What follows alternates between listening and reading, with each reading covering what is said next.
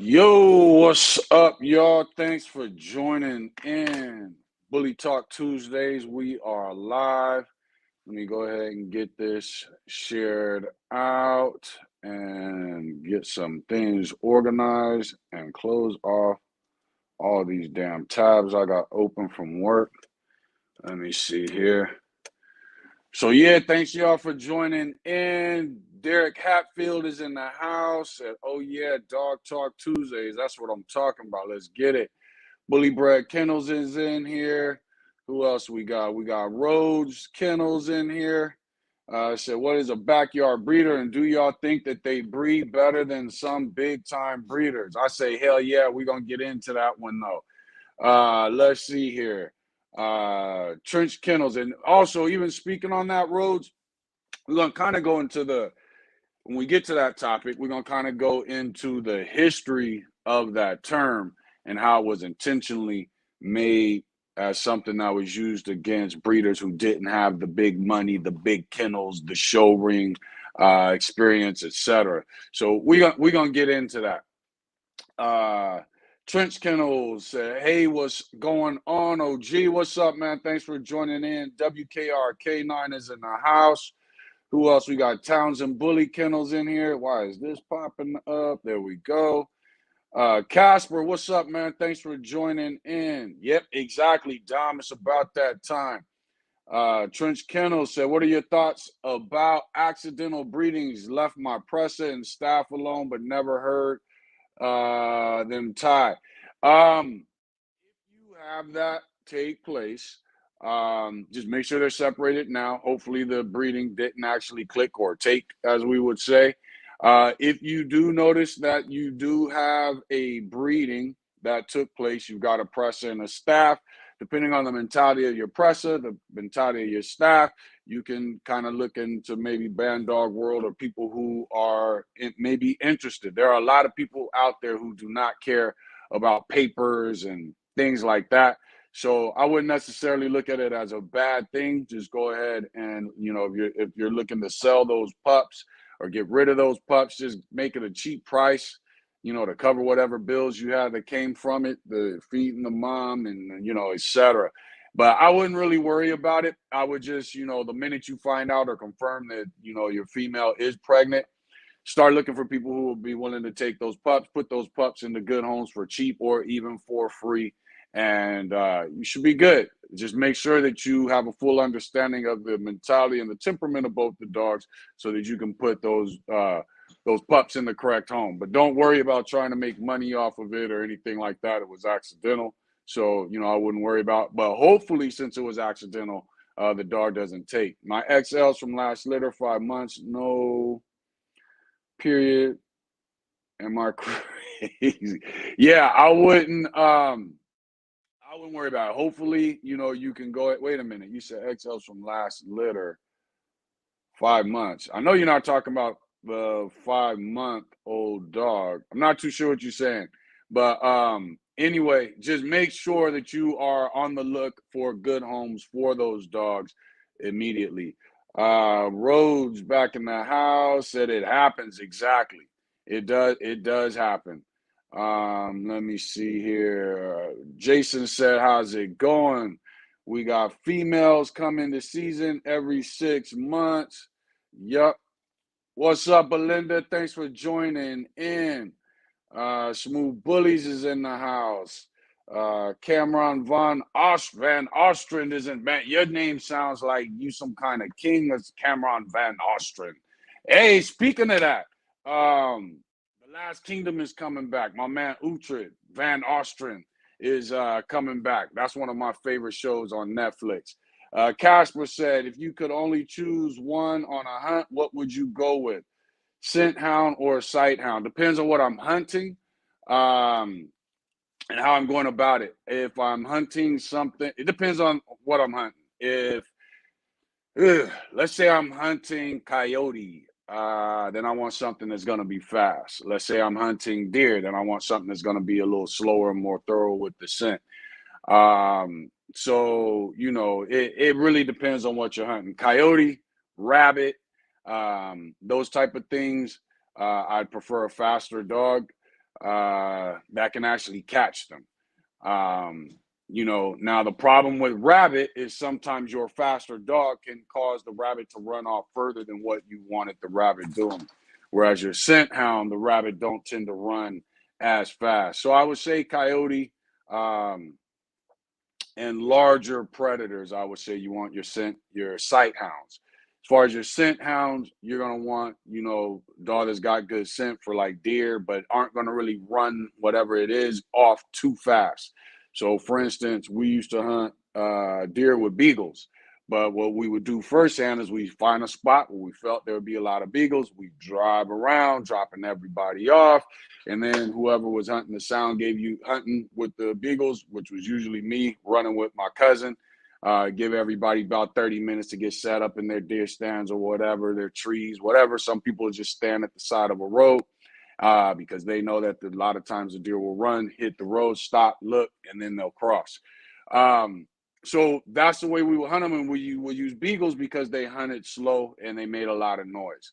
So it really depends on what you're hunting and the terrain. It's a lot of factors as to what will work when it comes to what works best. Uh, what is that? Breedy Finet, I think that's I'm pronouncing it right, is in the house. Rich's Kennels is in. Alan, what's up, man? Thanks for joining in. We got Smooth. I'm a garage breeder. Exactly. Some people are kitchen breeders. You know what I'm saying? You never know what's going on. Ashley, what's up? Thanks for joining in. We got KR Doodles. You breeding Labradoodles or what you breeding? Let's see here. We got Rose says, salute, brother. I'm ready. Let's go. Yeah. Let's go ahead and get this started because the comments are already getting long.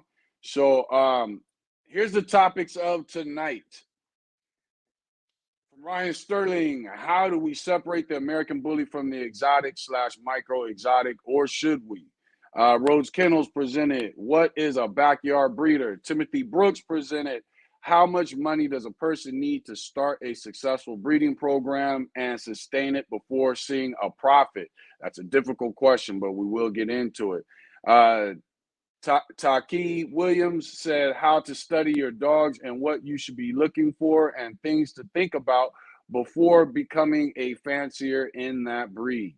Eric Maxwell said the challenge in caring for and being in different parts of the country and different climates. So we're going to get into that. Another topic presented by Rashad Kelly was my female has been shedding like crazy this winter. Besides brushing, any tips / tricks to reduce shedding? We'll get into that. Another topic was who fixes the community? The dogs, the breeders, the judges, the show hosts, the promoters, the registry. Of all the people involved, who's responsible and has the most control on fixing this community, especially in an internet, Facebook-driven world? Rico Lado Morin said, as a buyer who doesn't want to breed, just wants to get a dog, should we be held at the same price point as a buyer who is only in it for breeding? It's a good question. Another topic, the breeding world, the latest vids going around about the exotics that were shown at a show this past weekend. Does the negative publicity of exotics affect us all, and how do we correct it? Marlon Watkins said, what makes a dog food foundation? What dog food? What makes a dog a good foundation dog? Does it have to be perfect? Basically, we're talking about your brood stock. And then Rico also said, when, which was the most popular one, when is enough enough? Everyone breeding, no one's just buying anymore. So let's get into it. I am Daryl Thrower of Thrower Bullies with my kennel partner Ace High, Aaron Thrower, my cousin. You can check us out on, most of you are probably in here already, on Thrower Bullies YouTube. You can also check us out on Thrower Bullies Instagram. You can also check us out on Facebook, and we have Thrower Bullies page where we only pretty much post pictures of all our dogs. Excuse me. And then we also have the Giant XL American Bully Breed 2.0 group where you can check us out and also add topics to the poll for Tuesday night's lives. I forgot to post the poll yesterday, so I posted it this morning. I will try to start remembering to post those on Mondays. So let's get into it. Let's see here.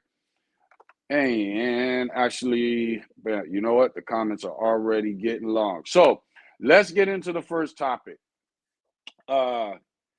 Separating the American bully from the exotic and the micro exotic, or should we even be worried about it? I say yes. One of the problems is they have exotic bullies, micro bullies, nano bullies, American bullies, the pocket bully, the classic bully, the standard bully, the XL bully, miniature bullies. You got all these names with the word bully at the end. And when we're not in the mood to type American, pocket, exotic, all these other things, what do? We call them bullies. We need to figure out something else. Now, since American bullies carried the word first, I don't know what we do to do that other than try to influence them and let them know when you see an exotic dog and they post exotic bully, we just got to pretend we don't know what they're talking about. Until they say exotic bully or until they say exotic bull or exotic dog. Here's the reason. Right now, train wrecks in the American bully world stay within the American bully world. Train wrecks within the exotic world make it out into the masses. After this weekend show, there's two hip hop groups that I'm in, and both of those groups posted breeders breeding dogs. I forget what the title in one of them was, but it was something like breeders breeding deformed dogs on purpose, I think is what it said. TMZ has had things on it. We are starting to see major mainstream media promoting these shows and the exotics that are presented at these shows. Unfortunately, you have a lot of exotic breeders that have taken that breed and have done some great things with them. They're more functional. You know, shout out to Devontae. Shout out to the breeding that Robert McCormick has coming up. But Devontae with the clean exotic movement and many others that, June Williams has some good looking dogs. There's a lot of other people in the exotic world that actually do have good looking dogs that are functional. I think it was Devontae doing bite work with his. Robert has his on the treadmill. But I don't feel the exotic world is doing enough to be hard on those breeders who are continuing to breed deformed dogs, whether it's out of ignorance or whether it's out of lack of caring. I saw on with Hassani on the Bully View posted a video, and it was these dogs with these wide legs spread apart and deformities. They were saying it was rickets. If you bred rickets into your dogs because the parents have rickets, when we think of rickets in the dog world, we think of something that came through lack of nutrition. But when you call it rickets, and this is the way the dog was bred on purpose, that's not rickets. That's a cruel or ignorant breeder. The dogs that I saw stacked on that table, and what's crazy is we've seen the exotic world get better. And then all of a sudden, like it's like the last few months, it's been dogs that were just total train wrecks, which is cruelty to animals. And there's just too much bad publicity. Now, again, in the bully world, I see a lot of bullshit also, but it stays within the bully world. With the exotic world, it goes through the exotic world from people who like it to people who don't like it or sharing it. Then you get to the bully world, we see it, we start sharing it. Next thing you know, it makes its way to the pit bull world, the Rottweiler world, TMZ, hip hop websites, because you got a lot of these rappers nowadays that don't know shit about dogs. They want to become breeders because they rap albums ain't doing. You don't hear Kendrick Lamar, Drake, J. Cole. Actually, my bad. Take that back. Drake did try to dibble dabble, at least in the XL world. But you don't see Kendrick Lamar, Drake, J. Cole. You don't see none of them breeding, anything, getting involved in this, talking about it. You don't see it. So this is something these deformed dogs are getting more and more popular. And too much. And one thing about this community is online. Here's the thing. They used to say the root of all evil was the love of money. Not money, but the love of it. We're in an era now where people don't even care about money much. They just want attention. They just want exposure. So the root of all evil has slowly evolved into the love of attention. So there's almost no such thing as negative publicity. In the bully world, you can post the crappiest XL bully. You can post the crappiest pocket bully, standard bully. As long as it's got a huge head, it can have deformed legs. Everybody can look at it, tell it can't breathe. And next thing you know, the person that owns that stud is making a grip of money. They've got popularity because everybody with a decent dog wants to breed to the fucked up dog to get more mass and all these other things. What people don't realize is those dogs coming off of that are not going to carry it. So you're going to have to continue breeding into these messed up dogs. In the exotic world, a lot of them that are separated and messed up, or celebrated, I should have said, and messed up. So to me, us as American bully people, we are part of the problem because we keep sharing it.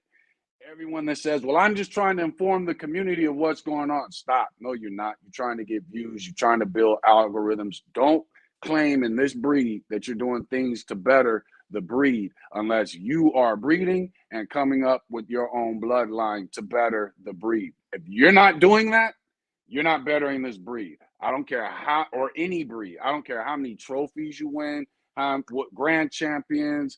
If you're not creating your own bloodline to sustain your own yard so that people can come to you and are guaranteed to get what you have built, then you're not bettering the breed. You're just contributing more sperm and puppies to the breed. So to say that I'm trying to better the breed by educating people or showing people what's going on and you're posting pictures of fucked up dogs, you're not bettering the breed. You're making that dog and that breeder more popular to the ignorant. And at the same time, you're just trying to build your algorithms, your looks, your likes, whatever it may be. So I think we got to really all start calling a spade a spade. I think as American bully breeders, we do need to stick to calling our dogs American bullies, not bullies, American bullies. When you go to the vet, what type of dog do you have? I have an American bully. Matter of fact, we have classifications. Use those classifications every time you speak on your dog. We can't stop the bad exotic breeders from calling their dogs bullies because the good exotic breeders call their dogs bullies, and they have a right to because they call them exotic bullies. Rottweilers don't have to deal with that. Everybody knows what you're talking about when you say rock. Pit bull kind of deals with the same thing. There are a lot of messed up dogs and jacked up Amstaffs that people label as pit bulls. People also label some bullies as pit bulls.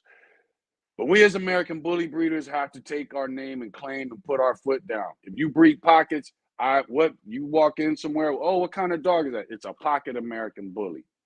It's a classic American bully. It's a standard American bully. It's an XL American bully. We need to start using the full name of our dogs in every post, every comment, everywhere we go, every conversation to separate ourselves from those who are breeding shit, calling it bullies for short.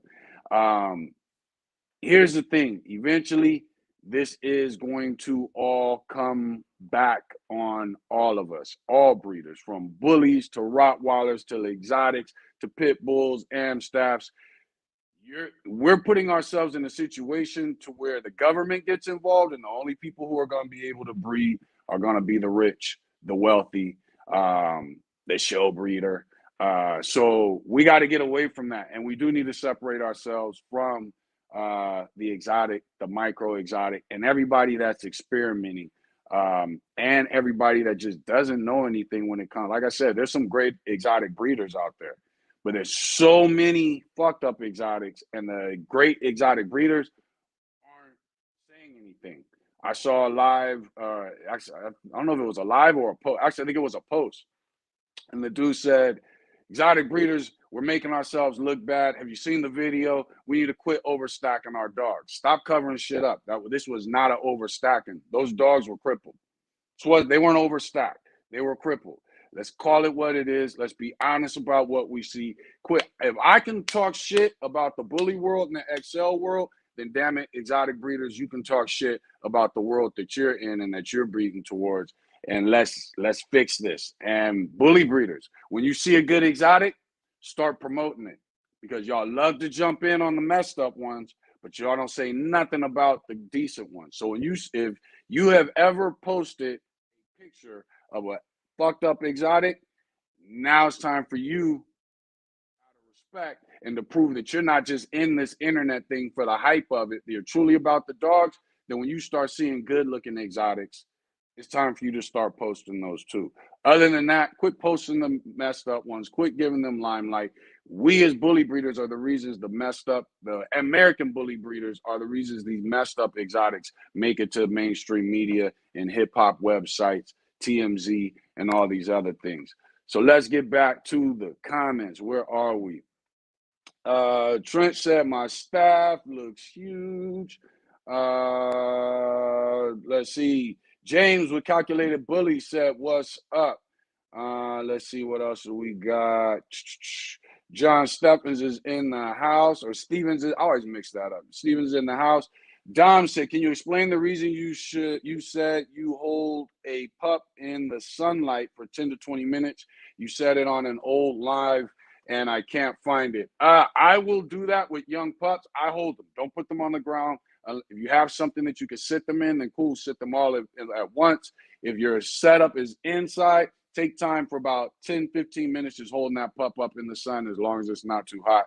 The reason of doing that is vitamin D, which helps your pups greatly in their development. So that is the reason I do that. Betsy, what's up, Spirit Rider? She's in the house. Hotep is in the house. What's up, brother? Thanks for joining in. Let's see. Belinda Pitbull Bell said if it's a 5-month-old, probably won't take some. Okay, that's what I was wondering. Is if the dog's 5 months old, then you most likely have nothing to worry about. And like she said, some of these dogs are open, and that's a problem. So yeah, if it's 5 months old, you probably have nothing to worry about. Who else? The Wildlife said, just paper hang that press mix as an Ellis dog. Quit tripping, Wildlife. Stop that.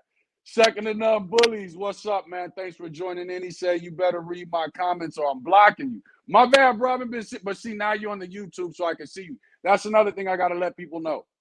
If you're on the YouTube channel, I am guaranteed. I use a thing called StreamYard because I wanted to do all these little fancy things with my lives. But then because the lives became more about topics and people asking questions and we're really focused on new breeders, I got rid of doing the fancy things. But sometimes StreamYard shows the Facebook comments, sometimes it doesn't. So if StreamYard, and sometimes it will show the Facebook comments, but won't show who's asking the question. The best thing you can do if you just want to observe, Facebook is perfect. If you want to participate, you want me actually reading your comments guaranteed, best thing is to go to Thor Bully's YouTube, subscribe, and then I can see everything that's being said as far as questions and things like that. Trench, my last litter was with an old Razor's Edge. Now, here's for those of y'all that's new coming in here, because I see it's a little more people than usual. You're gonna see people commenting. The comments and the live are go hand in hand. Plus the comments also they got their own thing going on in my comments. So you're gonna see people having on their own conversations with each other, asking questions, answering questions. Before the live is over, I will hit every single comment, which is why these lives are so long. But also understand that. So if you jump in and the comments are saying one thing and I'm saying another, just know it's three things going on at one time. Me in the comments in themselves, plus whatever happens to be going on, plus just me and whatever happens to be going on in the comments. So this is our little Dog Talk Tuesday party night. Let's see here. That's when you have to watch for recurring pyrometra. Yes, glad you're saying that. And shout out to Belinda and a lot of her participation in these lives. It definitely helps a lot. A lot of times you guys are asking questions. I can be an hour to 2 hours behind on the comments. And a lot of times she's hit those up and kind of answer them. And she also tends to go into more detail than I do. So it is great having her on here. Read my comments, bro. Stop playing. I'm gonna get to them, bro. What am I? Where are we at? 5:11 and it's 5:30, so I'm 20 minutes behind. James said my female had her first heat at 1 year and second 6 months later. And wait a minute, my female had her first heat at 1 year and second 6 months later, and 6 months every time after that. Okay, well that's about normal. That's hopefully how it should be. Let's see. God putting good sunlight, natural vitamin D. There you go. Sometimes, if in the house or building, they don't get enough light, and that's exactly the problem. A lot of times, we have kennel setups. They're inside, or they've got a cover, whatever it may be. Typically, most of us, I would hope, about 90% of us, have some type of environment control to our newborn pups. So one thing that is eliminated from that is natural sunlight. And that's why you heard me in that live previously say I will take my pups outside to get them natural sunlight. And you just want to do it 10 to 20 minutes. I would say 10 to 15 minutes. It should be good. Bring the pup back in, especially if it's you're bringing them out early and it hasn't gotten hot or anything yet. It's not the warmth that you're looking for. It's the actual direct sunlight. So if you can get them out while the sun is out and it's still not extremely hot, below 80 degrees, and get that pup just to kind of get a chance to sit in that sunlight, it's great for their growth, immune system, everything like that. All right. Next topic. That was from Ryan Sterling. Next topic was roads, kennels. What is a backyard breeder? Here's the thing when it comes to backyard breeders. That term, I remember that term starting when I was young. And everybody I knew was breeding dogs at their homes in their backyards. And then as I got older, I started realizing that term came from show breeders and people with big kennels. And it was said in a way that didn't make it sound negative, but if you listen to the person, you realize they had a negative attitude or tone towards it. Then the word evolved into just a backyard breeder. And then now we've gotten to where the term backyard breeder is a negative thing.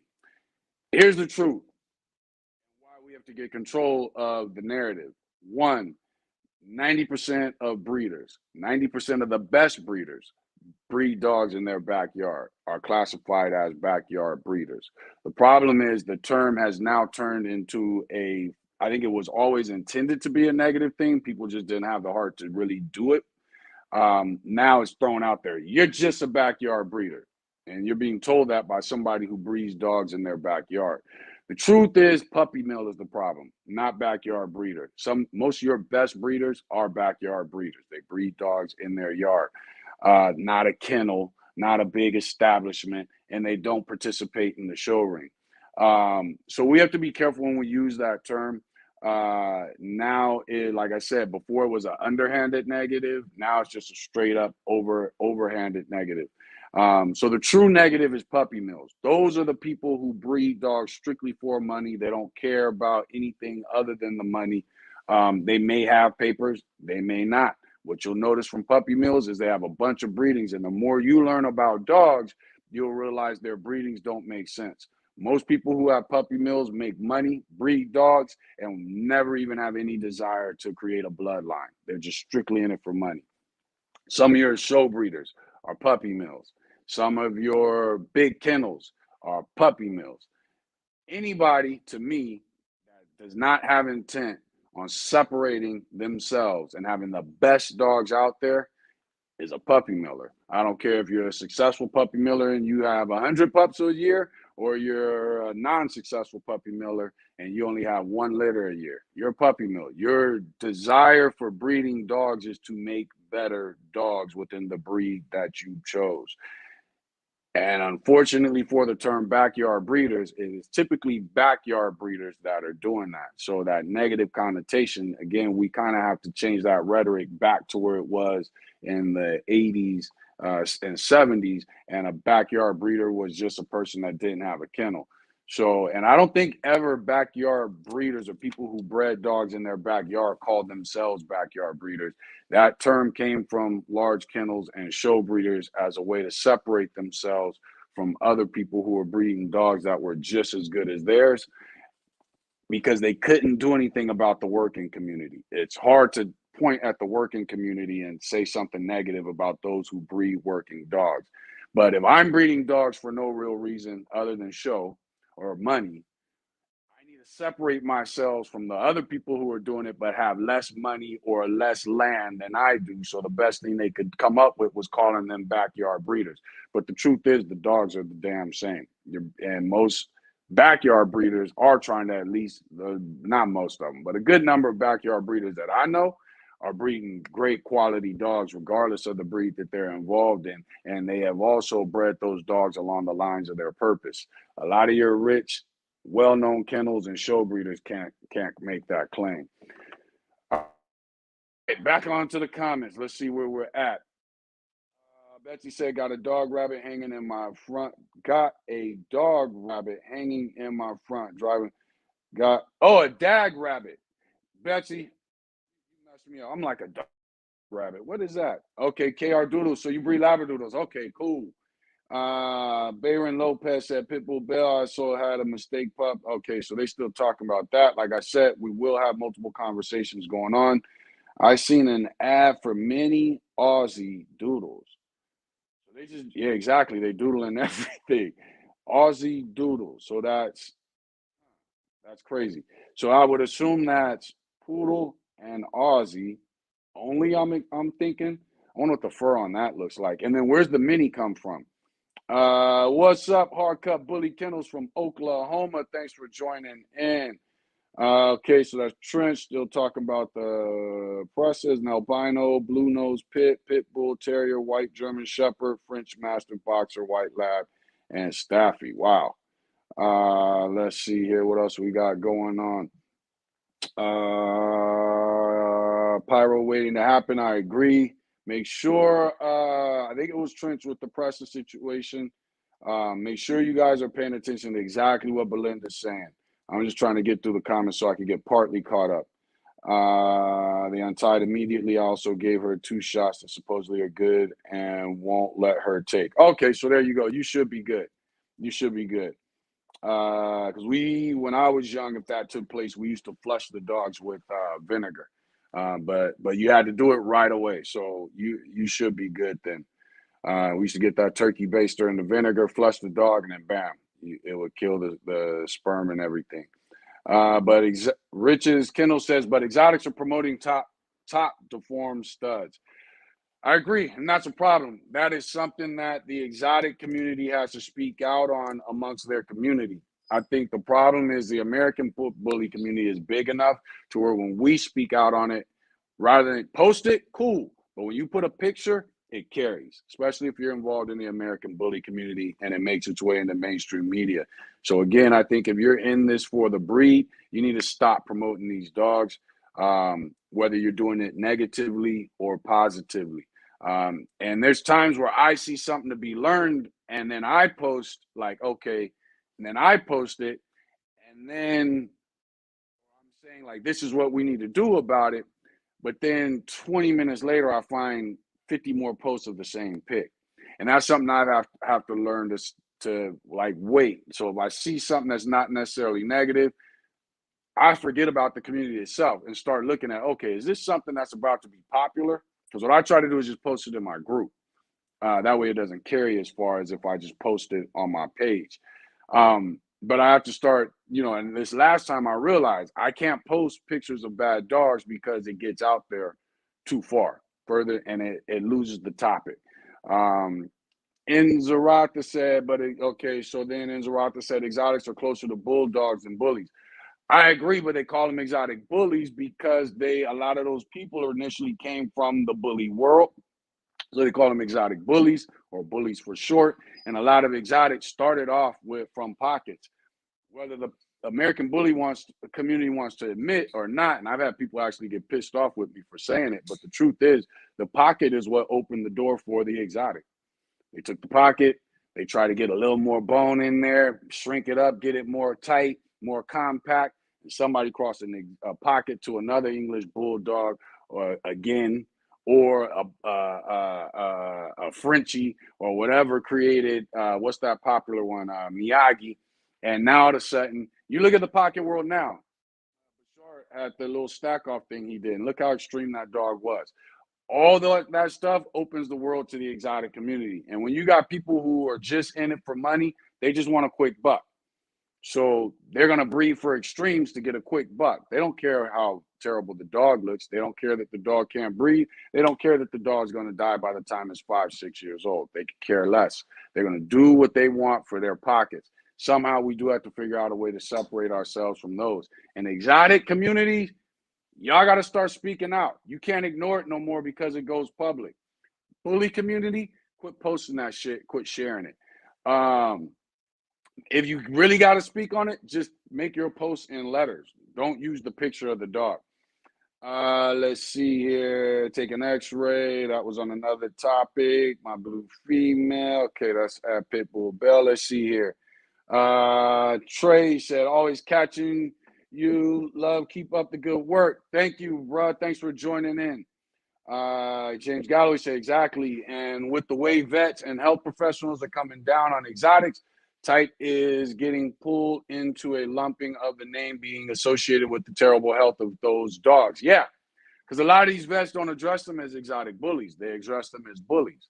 And people like to play the game of, well, no, it's bully breeders too. So let's stop the lies.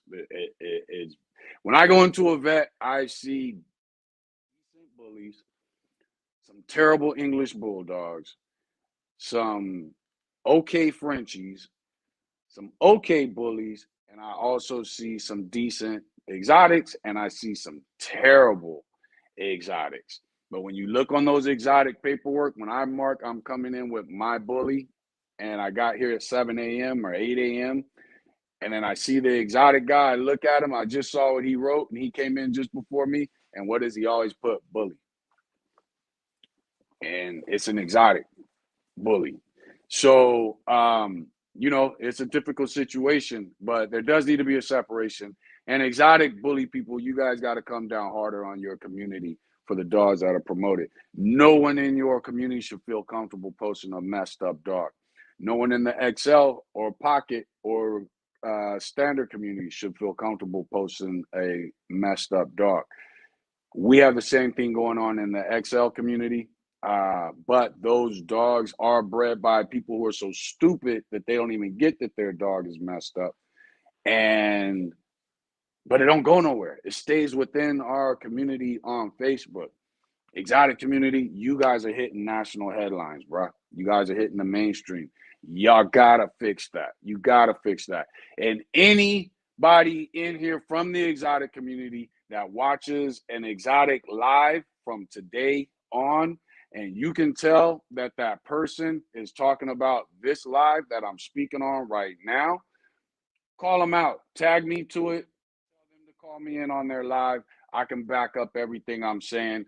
You exotic people cannot affiliate yourself or say American bully breed people are part of the problem. The part of the problem that we are with your dogs getting out there that are train wrecks and promoted is the fact that we're promoting them along with you guys, but at least we're speaking on it negatively. You guys are not speaking negatively against these dogs, and you're allowing this person to put fire emojis, and that should have 300 likes. And what the people who know better in the exotic community do is they just keep scrolling. That's got to stop. You got to start speaking out. That, unfortunately, I don't like getting involved in drama, but especially you guys that stand as pillars in the exotic community and known people in the exotic community, you got a platform in the exotic community. You're considered a host. You run a group. Whatever it is that you do with exotic shows and in the community, it's on you. Those people who play security guard at the door and allow those crippled dogs to come in, security guard, it's your fault too. It's your fault too. You know that dog that's coming in on that wagon does not look like your grandma's dog at home. Stop letting them in. The show hosts, the show promoters, ABKC, AB, whatever, all of you guys, your fun shows, it's time to start regulating the bullshit and quit allowing the bullshit dogs in your shows. Why are you allowing it? Why are you allowing it to come in? You want to make money? Fuck the money. Money for what? Get better dogs. Allow more breeds. Take on more breeds. You guys that just want to do bullies and exotics and you don't, I get that when you're starting as a registry. But at some point, you got to get beyond bullies and American bullies and exotics. You got all kinds of other breeds out there. But to me, when you limit yourself to 3, 5 breeds, and you've been around for 5 years, you ain't taking being a registry seriously. You just in it for the money. So take your shit seriously. Be a true registry. If you just getting going and your focus is bullies and exotics, because that's the community you're most a part of, cool. Stop letting the bullshit come in the doors. Stop it. Don't let the pictures get taken. Don't let them in the parking lot. Kick them out. Run them out of town back to wherever they came from. They shouldn't be coming in because you are going to make things harder for all breeders when it's all said and done.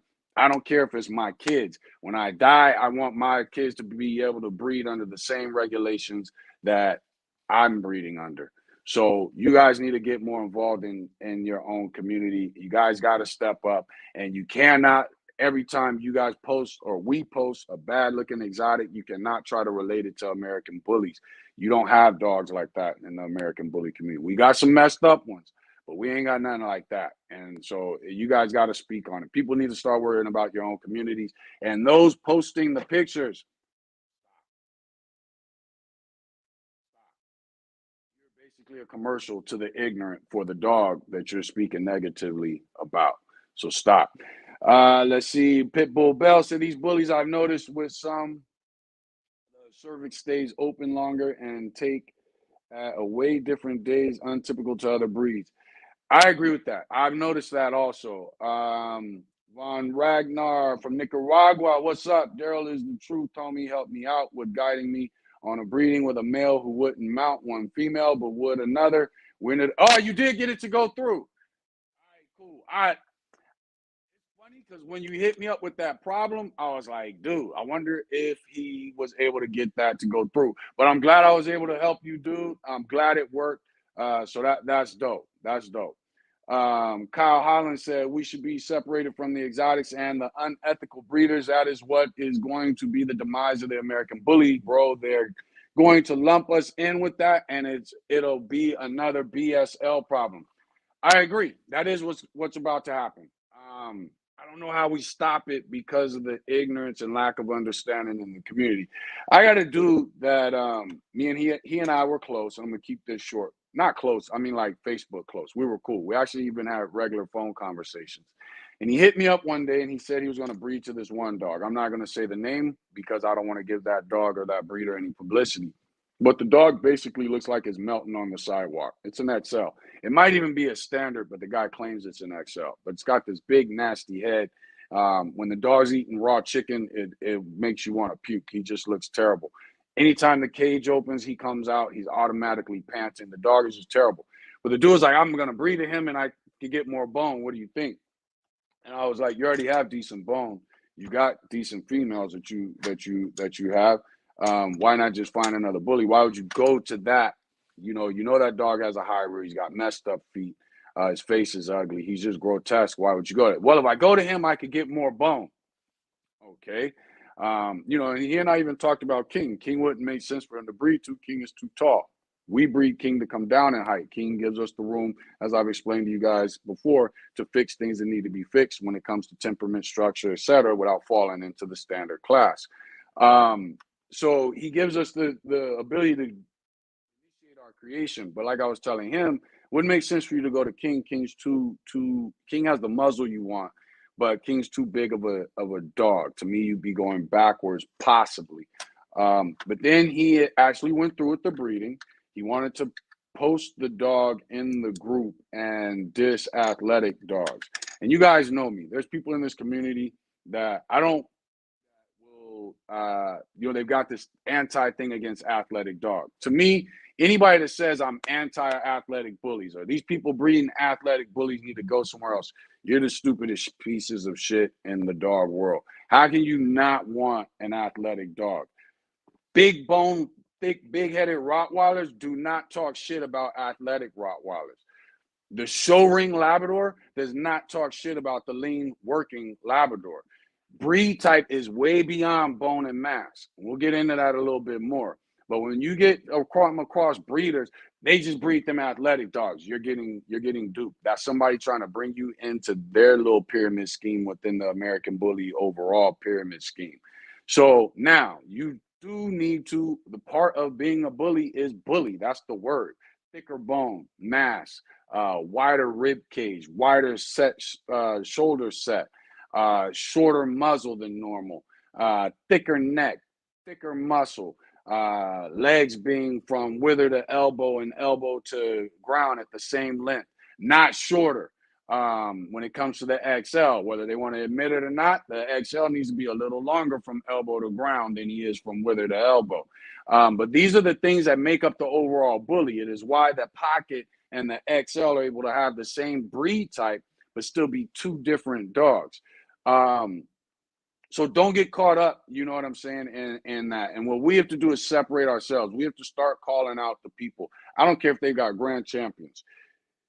If somebody breeds to a grand champion that died early or a popular dog that died early, there's a problem with that person as a breeder. Just is. Now, if it took place before you did, you got the dog, you bred it to a female that has lineage that's living longer, that's a different thing. But no dog should be under 22 inches, 23 inches, 24 inches, and dying at an early age. Makes zero sense. When you start getting over that, all the way up to the Great Dane, then yeah, there's a history of these dogs being taller and bigger and dying earlier. But if you're under 24 inches, you're the height of a Labrador or German Shepherd, and you're dying at 6, 7 years old, 8 years old, that's a problem. It's a problem. And that's not a contribution to the American Bully community. So again, like you said, Kyle, it is going to bring a BSL problem. I don't think they fully grabbed onto it yet. It seems like the vets and like in the UK, they already have laws going against it. It seems like the vets are trying to beat everybody to it before PETA and all these other places get involved. But at the same time, we as the bully community have to stop taking pictures and exposing those dogs. Let's see here. Richard's Kennel says someone told a lie they're looking for a retarded dog to breed to. Everybody got just laugh and encourage them. See, that's what I'm saying. That's what I'm saying. DQOEB Kennel said, I got a full-blooded Johnson American Bulldog, and people think it's an American Bully. Shake my head. I think they need to do something. Call it a pit bull mix or something. Well, you can't call it a pit bull mix because it's got very little pit bull in the American Bully. When I know people that talk about American Bulldogs for short, they just say Bulldog. Matter of fact, if somebody tells me they own a Bulldog, the first thing out my mouth is what kind? English Bulldog, American Bulldog, a Lapaha, what are you talking about? So you can't call American Bully a pit bull mix. The other thing is too many bullies have gone beyond the whole pit bull and mixing stage and are purebred. Now, we do have people that are hanging papers on them. But there's too many bullies now that are true American bullies. And if you don't feel like saying American, that's what? American. That's 3 syllables. So if you don't feel like saying them 3 syllables and you just want to cut it short, you're going to say bully. So we can't call them mixed pit bulls because they're no longer mixed pit bulls. And most American bullies didn't have any pit bull in them. Little bit of Amstaff mixed with a bunch of other shit. Let's see. Okay, boom, boom. Where are we? Okay, so y'all still talking about that. Let's see here. Big Boy from Outcast breed dogs. Exactly. Big Boy does breed. I forget what his kennel name is. What's up, CPT bullies? Gangway bullies. Daryl, what up? This motherfucking Mr. Gangway bully. What's up, man? Thanks for joining in. Let's see. Watchtower said vanity is the devil's favorite sin. Exactly. That's the truth. All right, let's get to the next topic. Let's see. That was how do we separate? What is a backyard breeder? And next one. How much money to start a successful breeding program? That's a difficult question. I would say due to the cost of, we're talking about American bullies. I would say due to the cost, you're looking at about anywhere from $15,000 to $25,000. But You can do that a step at a time. And if you're doing it right, you'll be doing it a step at a time. When you get one dog and this is your first time breeding, what the average person learns from their dog in 12 to 24 months, I can learn about that dog and anticipate the next 12 to 24 months when that dog is about 6 months old. Depending on your knowledge and understanding of dogs, their temperament, their structure, their growth, you need to be taking your time and watching that dog. As you're taking your time and learning that dog, you are now saving your money and analyzing what dog you need to get to next, or what dog you need to breed that dog to next. So the 15,000 to 25,000 doesn't have to be an all at once lump sum. Your end game is to get to where you have at least 3 females and at least 2 males. And then at that point, you are officially, truly breeding. Um, with those 2 males, they might be related. One of your females might be related, but you at least want 3 females, 2 males that you can start create first, get it all together, create a family of dogs that are, and then start line breeding and then breeding those dogs to each other and to that original foundation and brood stock to get to where you need to get. I would say if you have $15,000 to $25,000 when it comes to just purchasing dogs over time, and again, you have time because you're going to be learning the dogs that you have before you buy the next one, because the next one is based off of what you have. Whether you're studying or whether you're purchasing. Vet bills, shots, C-sections, AIs, unless you're doing a natural, registration of litters, registering your dog litters. All these things cost money, and they all change from vet to vet, registry to registry, state to state, city to city. They all change. You got to be prepared for that. I would say, this is something I was told when I was young. A guy told me, old school breeder, was like, you need to really get involved and do this. You need to have 5 to 500. What did he say? No, I think he said $200 to $500 for everything you about to do. And his reason of saying that was, enough that you should be able to deal with any situation without a vet. So when you get ready to truly get into breeding and take it seriously and actually offer something to the breed, whatever your competition is going to be out there, I think he was saying it might have been $500 to $1,000. He was saying, and he was saying, you already know how to stitch dogs up. You know what medications to give. You know what natural things to feed. You already know these things. So as long as every step you're about to do, you've got $500 to $1,000, you should be straight for emergencies or whatever may go wrong. Now we're in a different time. A lot of things are a lot more expensive then. When this guy told me that, it was probably the late 80s. Now here we are, 2022. I would look at it in a similar fashion. Every move you make sure you got $3,000 to $5,000 on hand or access to make that move. That way, in case there's any emergencies. If you got a litter, you got $3,000 to $5,000 for emergencies. You're about to have a litter, you got $3,000 to $5,000 for emergency. You own a dog, you got $3,000 to $5,000 for emergency. And as long as iris and threat protection, Windows Defender, okay, cool. So you own a dog, you got $3,000 to $5,000 for emergencies. I think as long as you look at it that way, every step that you decide you're going to be a breeder, I'm about to purchase a dog. I need to have money for the dog to purchase, and I need to have money for emergencies. You're watching the dog develop. That money for your emergency sits there. You decide, I want a stud. Guess what? You're going to need every step. Remember, you're going to need $3,000 to $5,000 to pay for that stud. You get your female pregnant, you're going to need $3,000 to $5,000 for her emergency C-section in case something goes wrong. Now you got a litter of puppies. You're going to need $3,000 to $5,000. I think that's the thing I would look at. For every step, you want $3,000 to $5,000 to be sitting ready for emergencies. And then you should be straight. You just have to understand, looking at each of those steps as a step. What happens is breeders start making too many moves, and next thing you know, they don't have the money for it, and they get caught in a bad situation. So I wouldn't worry about so much how much does it overall cost. because you should be learning your dogs as you get them. Now, once you've gotten close to your own bloodline, you 2-3 generations away from it, then you know enough about the dogs where you don't have to worry about as much. But when you're just getting started, over a period, it's probably going to cost you about $15,000 to $20,000, $15,000 to $25,000. But you can manage it as long as you have $3,000 to $5,000 dedicated for every step that you do. Let's see. Next topic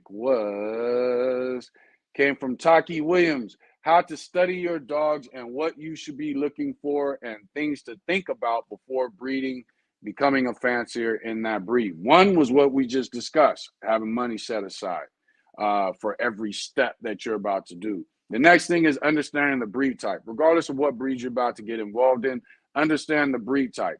Breed type, as we've discussed before, is get out of there. Hey, get out of there. Breed type is that doesn't mean come kiss up to me. Breed type is broken into 3 categories: ability, temperament, and the look, the appearance, the conformation, those things that you see in the dog. Those things are what separate every breed from each other. So the thing that you want to study first is the breed. One of the best ways to do that, and now we have easy access to it, jump on Facebook, Google Grand Champions, start looking at the Grand Champions, the champions of the dogs that you see. What you can't do is make excuses for this dog's a champion, but he's got a high rear. That doesn't mean you should be breeding high rears, because the problem is he should have never been a champion if he's got a high rear. Your dog should have never been awarded any points, any ribbons whatsoever. And we're going to get into that in a little bit. But that's what you want to do, is study the breed itself. When it comes to the dog in your yard, watch that dog in your yard. The best way you can watch a dog in your yard is just to, if it's only one, sit there in silence. Don't say nothing. Do that just for 1 hour. Don't say nothing. Let the dog do what it does. Give the dog a couple days. Now come out. Bring out and when I say don't say nothing, I mean watch the dog. Pay attention to every little thing the dog does. What you see the dog do, verbalize it in your head. Next day, get you a notebook and write down what you see the dog do. Watch it. Write down what you see in the dog do. After that, the notes you take will start to be more and more detailed. They'll go from dog lifted its head to dog lifted its head, eyebrows lowered, ears raised, tail went stiff. You'll start breaking things down. So start paying attention to your dog, what triggers your dog has, how far they take those triggers, which is basically the meaning, the threshold. Start paying attention to those things so that you can start deciding what male or female, what dog you need to breed to next or purchase next, so that you can be focused on those 3 aspects. Like I said, understand the breed type, ability, temperament, and look. With that being said, you need to create an objective for your breedings. So again, for those who aren't aware, the question came from Taki Williams: how to study your dogs and what you should be looking for and things to think about before breeding, becoming a fancier in that breed. So the next thing is, what would your objective be? You understand the breed type of the breed. You've been studying it, the history of it, the history of the dogs that were used to make that breed. And now you have an understanding of the ability, the temperament, and the look of the breed. So next, you need to create an objective, your vision. What is your vision within that breed type? How do you want to separate your yard in 5 to 10 generations from everyone else's yard when you get to the point of 5 to 10 generations? I can look at certain kennels, see how they're breeding now, and versus how they were breeding 5 years ago when I first started looking at bullies. And I can tell the direction they're on. Some of those kennels don't have a direction. They're just going with the latest trend. Some of those kennels are kind of trying to create a bloodline, but they keep breeding to other dogs rather than getting the bloodline going. Outside dogs rather than be getting the bloodline going. So they're constantly starting over, and they just will say, I have my own blood, but they don't truly have their own blood. They've got a kennel name and 2 generations of dogs that they've been dealing with, but constantly crossing out to other dogs. So you need to come up with an idea when it comes to ability. What is it you want your dog to do? If you're breeding Rottweilers, American Bullies, whatever breeds you're breeding, when it comes to your breed, What ability do you want it to have compared to the other dogs in that breed? If they're known for jumping, you want yours to jump higher, further. What is it? Come up with something before you start doing any breedings. When it comes to the temperament, you understand the temperament of the American Bully. Supposed to be friendly with strangers, friendly with other dogs, plus have an exuberant willingness to please, and a something for life, some word they use, a zest for life. Um, with that being this description of the temperament of the American Bully: zest for life, exuberant willingness to please, gets along with other dogs, gets along with strangers. UKC also says it should have the ability to perform and compete. With that being said, what is going to be your version within that of the temperament within your yard? Now you want to breed to it. Then again, we also have the look of the dog. We know that the American Bully, we just kind of went over the breed type a little while ago. Of the breed type of the American Bully look, um, what is yours? You want a slightly more mass? You want slightly leaner? You want a little more muscle? What is the look you want? You want a slightly bigger head compared to what you're seeing? What is the look that you want? What is your vision? And then the very next thing you want to do is map out how to get there based off the dogs you have. Now you've come up with this vision. You study the breed type, ability, temperament, look. You come up with this objective that you want. This is what I want for my yard. Now you need to map out. Now you need to go buy the dog that fits that. And when you get that dog, it turns a year, 2 years, a year and a half, 2 years old, male or female. And you notice there's some things that need to be fixed. Now you got to map out how you're going to get to your vision. And that's pretty much the best advice I can give you when it comes to that, on how to study it. But if you break it down into those elements, then you should be straight and you should be headed in the right direction. All right, I'm scared, but let me get back to the comments and see where y'all are. Because I'm at 5:21 and so I'm 40 minutes behind y'all. So let's race through some of these comments. Let's see, Family First. Kenos, what's up, man? Thanks for joining in. Let me see here. Zarata said, I hate seeing them breed a clean dog to an ugly, messed up dog. I think that's the dumbest thing people do, because then next thing you know, you produce an inconsistent litter and you only show people that one pup that ain't going to come out with the mass that you were thinking, or it does because you got lucky, but the rest of them didn't. And a lot of times, the only reason that pup that comes out clean but with the mass that came from that dog that was jacked up that you bred to, a lot of times it's because that dog has another breed up close giving it what he wants. So therefore now you got that in your dog and you just picked the cleaner version out of the litter. Bam, told their secrets. DQOB said, who consider micros, nanos, and XL exotic since they aren't recognized in the show ring? People do, you know what I'm saying? And there's a lot of dogs that aren't, shown in the show ring. UKC has the American Staffordshire Terrier. They don't acknowledge, AKC, but they don't acknowledge the Pit Bull. But the Pit Bull's a true breed. The UKC claims they have the Pit Bull, but we know that's not the Pit Bull. That's really the AKC, American Staffordshire Terrier. So some breeds are not going to be in the ring. Band dogs, they aren't in a ring. And you got a lot of people who breed band dogs, and then after 5-6 generations, name that as a breed after their kennel, because now they have a true breed where they're no longer bringing anything else in. So just that because they're band dogs, the breeds that they use are documented. So some dogs are going to be here that are truly breeds, but they just aren't involved in a registry or a show ring. Let's see. Why so many XLs? CPT Bullies said, why so many XL bullies with stiff stifles now? How can you fix that problem if you come across it in your yard? The stiff stifles come from the breeds that were used. Bull breeds, if not bred correctly, end up having a lot of stiff stifles in them. From American Bulldogs to English Bulldogs to Alapahas. Mastiffs, if not bred with correct breeding in mind, get a lot of stiff stifles. So then you got American Bully people who didn't necessarily take the best am staffs, bred them to these other breeds, and they didn't get the best versions of those breeds. So we have now bred that into our breed.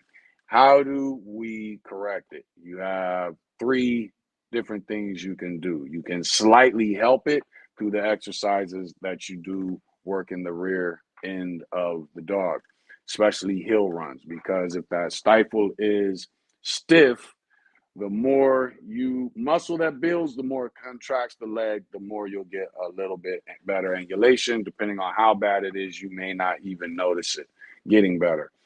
The other way, you got to breed away from it. It has to be your focus. You have to be careful the dogs you breed to. Most of the high rears in this community come from stiff stifles and weak pasterns, lowering the dogs in their rears. So you need to really be picky about the dogs that you breed to so that you can start breeding away from it. It's going to take you about three, depending on how bad it is, it's going to take you 3 to 5 generations of being focused, no more than 5, no less than 2. So we'll just say it's going to take you 2 to 5 generations to get away from it and lock in the fact that you no longer have it. Now you have a dog that can fix it. It's going to take you 2 to 5 generations. When I say that fix it, I mean breed to other people that have the same issues, but now your dog can fix it, help fix it. So it's going to take you 2 to 5 generations of breeding away from it to accomplish it. Let's see here, and that's pretty much really the only way you're going to be able to fix it, and it is abundant in our breed. We have champions and grand champions with stiff stifles. Let's see here, James Galloway. Let's see, Massachusetts Fishing and Growing, what's up? Thanks for joining in. If a dog bites, they're all pits. Exactly. Hotep said the same reason I don't share exotic videos is the same reason I don't share black people fighting. It's embarrassing and counterproductive. That's funny you say that, Hotep, because I don't do it either. I see some of the best fighting videos, but I will not share them. Anything that makes me giggle or that is embarrassing to me as a black person, I do not share on Facebook whatsoever. I might send it to my wife, my sister, my dad, or even my homies, but I will not share it to the public. Same thing with the N-word. That is a word I try not to use. Every now and then, I might be drinking it, I might use it, but I will not use it in a public forum because I know if somebody non-black is using the N-word around me, it's going to be a problem. I don't care whether it's ER or A at the end. So I don't use that term when I'm talking to people in public. And so that is funny you say that shit. But yeah, I don't share exotic videos for the same reason. It just makes our community look bad. I'm glad you said that. The big dog dropping knowledge one. What's up, 862? Thanks for joining in. Let's see here. James got exactly what I do. So I think he's still in this convo with Belinda. Let's see here. Do you ever heard? Let's see. I'm trying to just get to the stuff that's specifically in here. Tuxedo Pit Bulls. Thanks for joining in. Default to American Bulldog or exotics. I'm not getting what you're saying.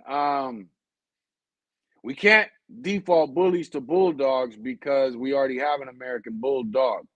So we can't we got to stick with bullies. It's too late. We already got a problem calling our dogs pockets, classics, and XL. So we can't change the bully aspect. That part of it's legit. We just got to get the exotic people to start using something different, or we got to start calling our dogs their entire name every single time. So that way when vets hear somebody say bullies, they know they're talking about exotics. And when we say American bullies or XL American bullies or pocket American bully or standard American bully, they know, okay, these are the American bully guys, not the exotic guys. So we can't switch to bulldog if that's what you're saying. Let's see. Standard height, but I still say she's XL bred because of the different breeds used. If it is standard height, then it is a standard. I just Stu Craig was talking about classic XLs, and that's all bullshit. Don't get caught up into breeders and their dumb rhetorics. Um, there's no such thing as a classic XL, and he was trying to tell me no. The class is divided by more. Classes are divided by more than just their heights. No, they're not. For any breed, stop saying dumb things. Classes are divided by height.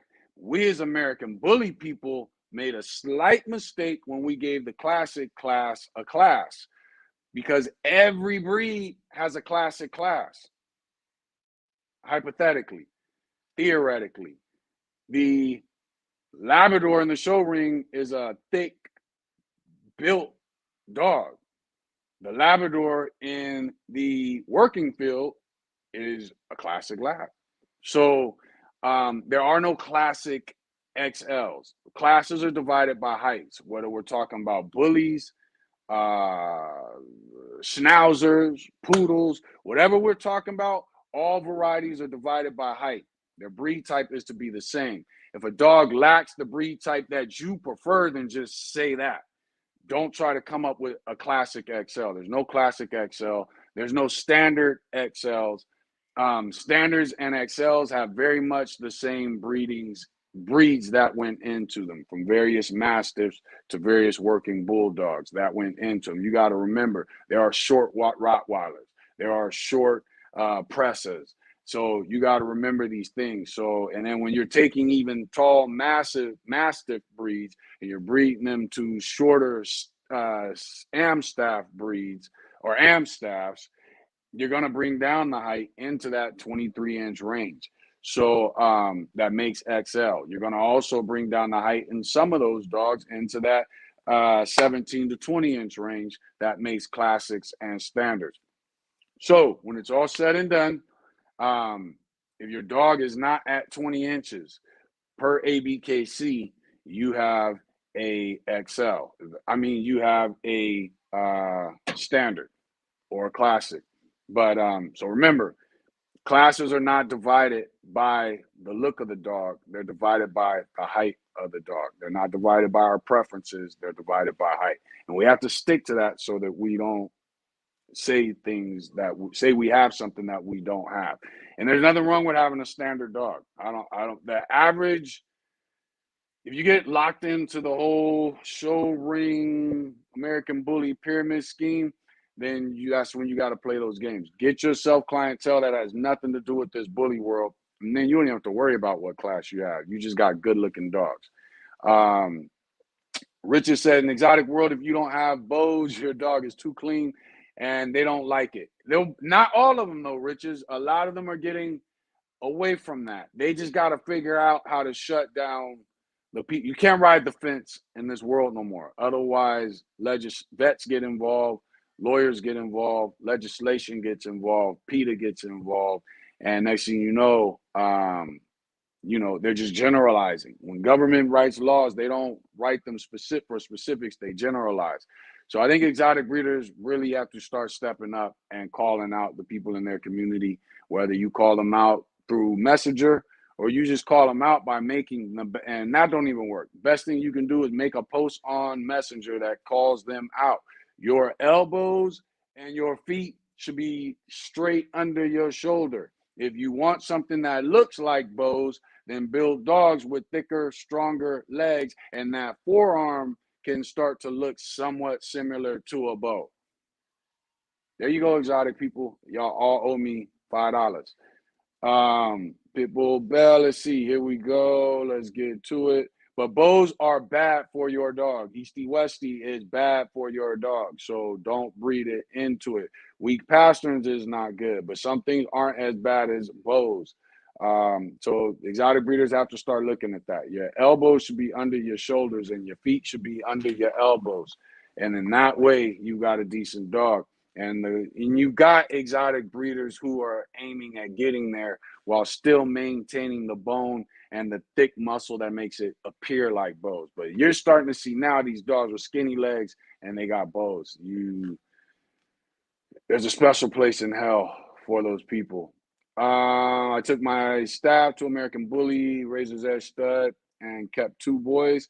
The foundation female, trying bark tested, trying to start my own blood with my first generation pups. I kept, we were very tempted to recreate the American Bully on our own because we know a lot of American Bulldog breeders. We also know a lot of Amstaff breeders. We also know a lot of Pit Bull breeders, and we were very tempted on doing it on our own. We know a few Rottweiler breeders for you tries out there, but we decided to stick with American Bullies and then fine tune it. Jeremiah, what's up from NorCal? Thanks for joining in. Yes, it can help prevent. Let's see here. Keep up the good work. Let's talk American Bullies. Exactly, Trey. Get that vitamin D, but don't put them on the ground. Exactly, because they're too young. And that's why I say keep them in your hand. When you're going to, for those of you who want to know, one of the people earlier watched a live that I did where I was talking about bringing the dogs into the sunlight. You need to make sure that when you do that, that you either have something that you can sit on your grass and put them in the sunlight, or that you are carrying them out into the sunlight. Don't allow them to touch the grass. When you got those newborn pups, don't allow them to touch the grass. Don't allow them to touch anything. Walk out. If you've got a pool or a bin or a bucket that you can put them all in, and then just sit them in the sun for a good 5 to 10 minutes a day, that's perfect. If you don't have that, then carry them out. Bam, one at a time or 2 at a time. Bam, I got 2 in my hand. I'm going to stand out here for 5, 10 minutes, and I'm going to bring them back in. Make sure it is not hot. The best time to do it is early afternoon or late morning. That way they get direct sunlight, not necessarily the warmth from the sun. That's not what they need. As Roth said, never thought about the sunlight for pups. Good idea. Yeah, get some of that vitamin D and really helps with their development. Is an XL male too big for my standard girl? No, a lot of XL breeders breed 2 standard females.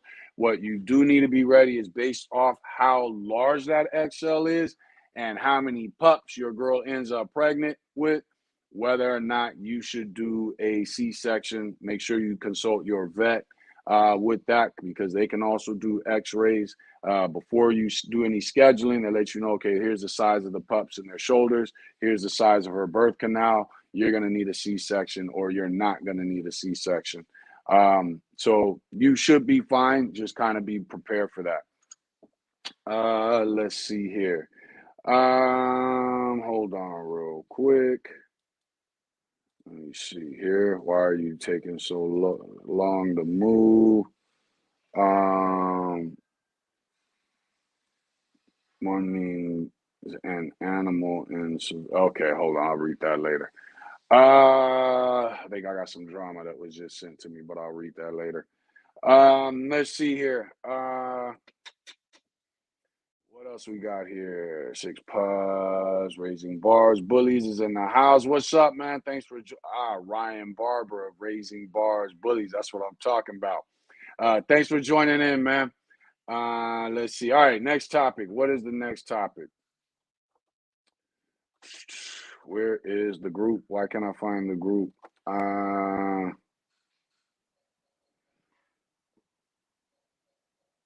Where are we? Okay, here we go. So we did the study in the dog. Challenges in caring for and being in different parts of the country / different climates. I reside in the state of California, so it's not that big of a deal for me. It's not even, because I'm in Southern California, it's not even as big of a deal as it is for people who live in Northern California.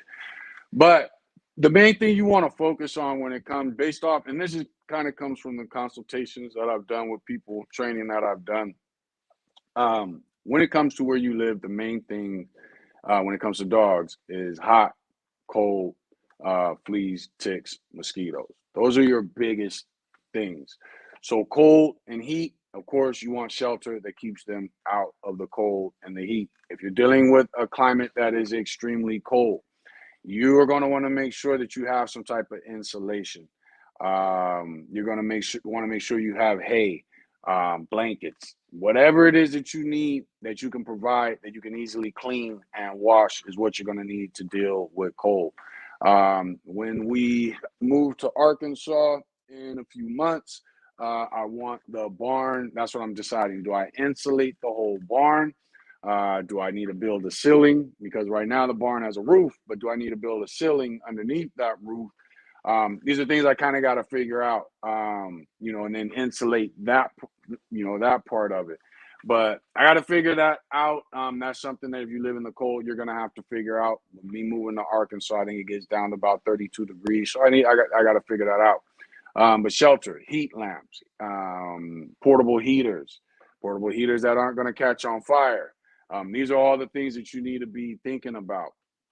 Also, food intake. If we're dealing with the cold, when you know cold season is coming, you want to feed your dog more fatty foods, and you just want to increase.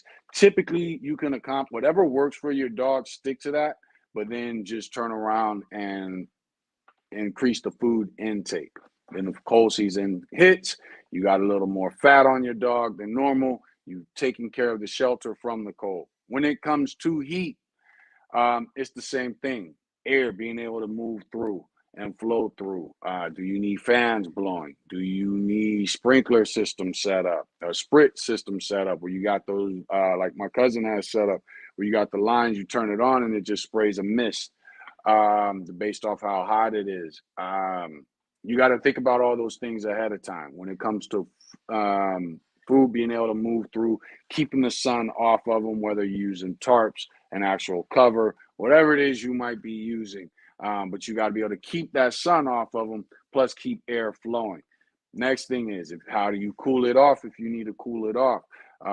You're going to need something that's insulated, and you're going to need some type of air conditioning unit, which tends to not be as big of a danger as a heating system. As far as food intake, when it comes to summertime, you want to work your dogs a little bit more during the evenings when it's cooler. Decrease their food amount. You have a leaner dog, so during the heat of the day when the dogs are resting, they're not carrying as much weight.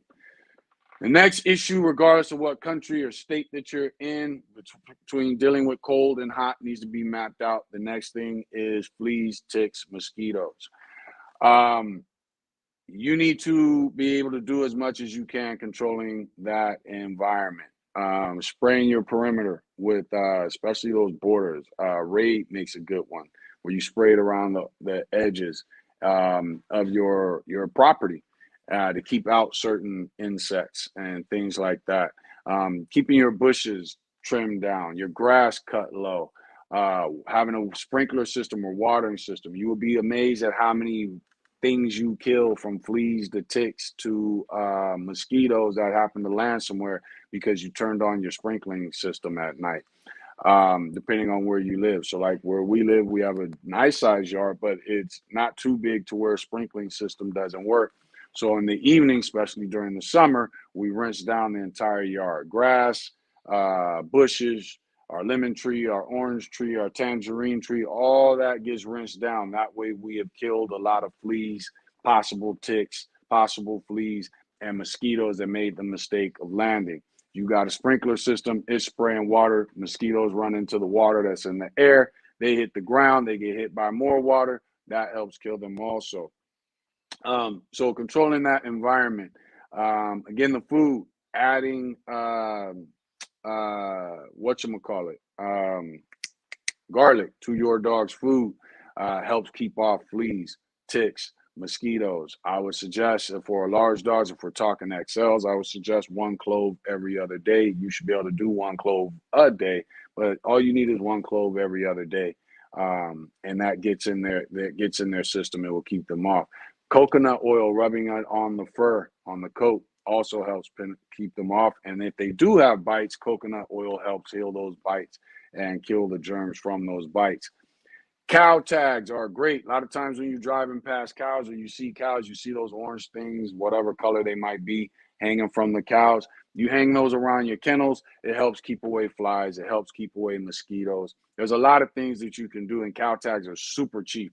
But there's a lot of things that you can do. Growing basil, growing lavender, growing lemongrass, growing mint, rosemary, sage, thyme. All these things, if you grow them in your yard, and a lot of those things, you can just get a bunch of seeds of all of them If you don't care what's growing in your yard, just throw them out there. Give them the chance. Don't mow your lawn.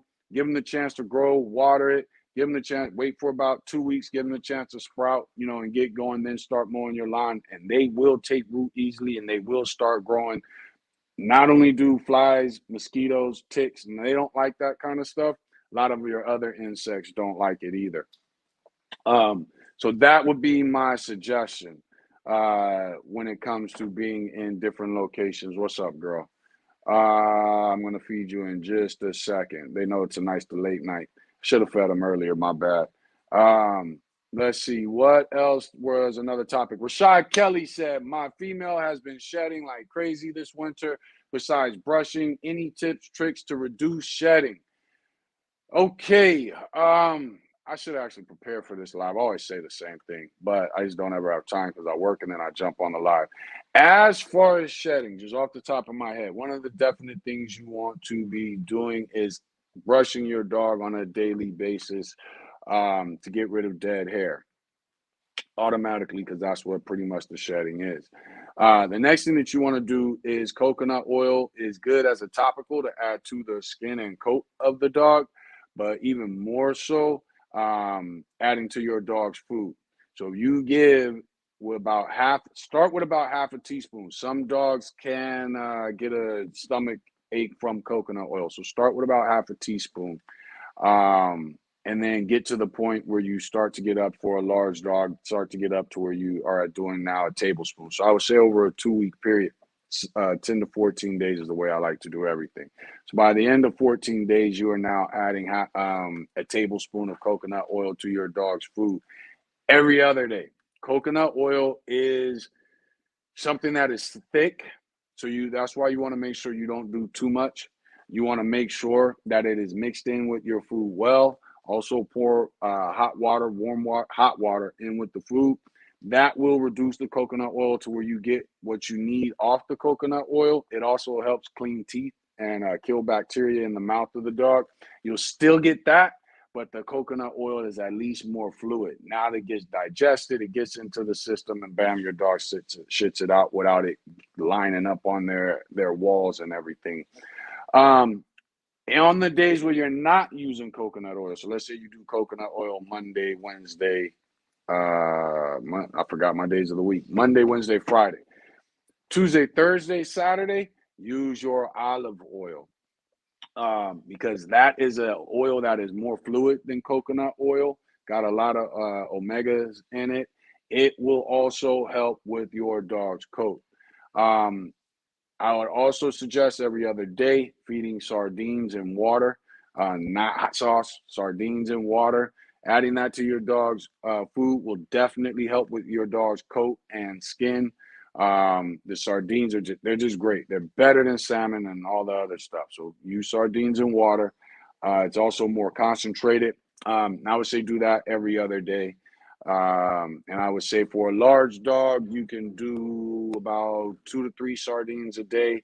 For a smaller dog, half a sardine to 1 sardine, and you should be good every other day. It gets in their system, and then you should notice a difference in 10 to 14 days. The other part of it is hydration, making sure your dogs have access to water a lot. If you have kennels, make sure their water and it's cool for your dogs to pee. I plan on getting my dogs to not urinate and shit in the kennel and do it outside because I'll be giving them the freedom to do so. So I'll gradually train them to, but in that process, if you're cool with your dogs crapping and peeing, don't start with your dogs crapping and peeing in the kennel, then keep water in their kennel. But hydration, the other thing people forget about hydrating dogs, if you feed kibble, you feed raw, whatever it is, add some hot sink water in a cup, pour that in the dog's food and just mix it around. Let's say you gave them a whole chicken. Just mix it around so some of the flavor gets to the water. And what you'll notice is the dogs will eat, plus they will drink that water at the end because it's got flavor. And now you're helping hydrate the dog, plus the dog having access to its pure water. And then again, with these oils, with the sardines, keeping the dog's immune system strong also helps with shedding. And one of the best ways to keep the dog's immune system strong is by fasting them once a week. When a dog hits a year old, you should only be feeding it once a day. And at that point, you should be fasting it 1 day a week for 24 hours. And then the next day, go ahead, feed that dog at its regular scheduled time. And these things will not only help repel insects, things like that, but they will also help with your shedding. All right. Still got a couple more topics. So let me hit up some of the comments and see where you guys are at. Always a party up here. Exactly. Let's see. Make her a moderator. Who you exactly. I wish there was a way to do a moderator. We need more help. Not many willing to help anymore. And you know what? That's the truth. And it does become a problem. And that's why I love having Belinda Pitbull Bell in here, because she really helps. I fall behind in the comments. And so a lot of times by the time I've caught up, she's already answered you. And there's a whole nother discussion going, which is something that we need to let people know, because I see there's more people in here than normal.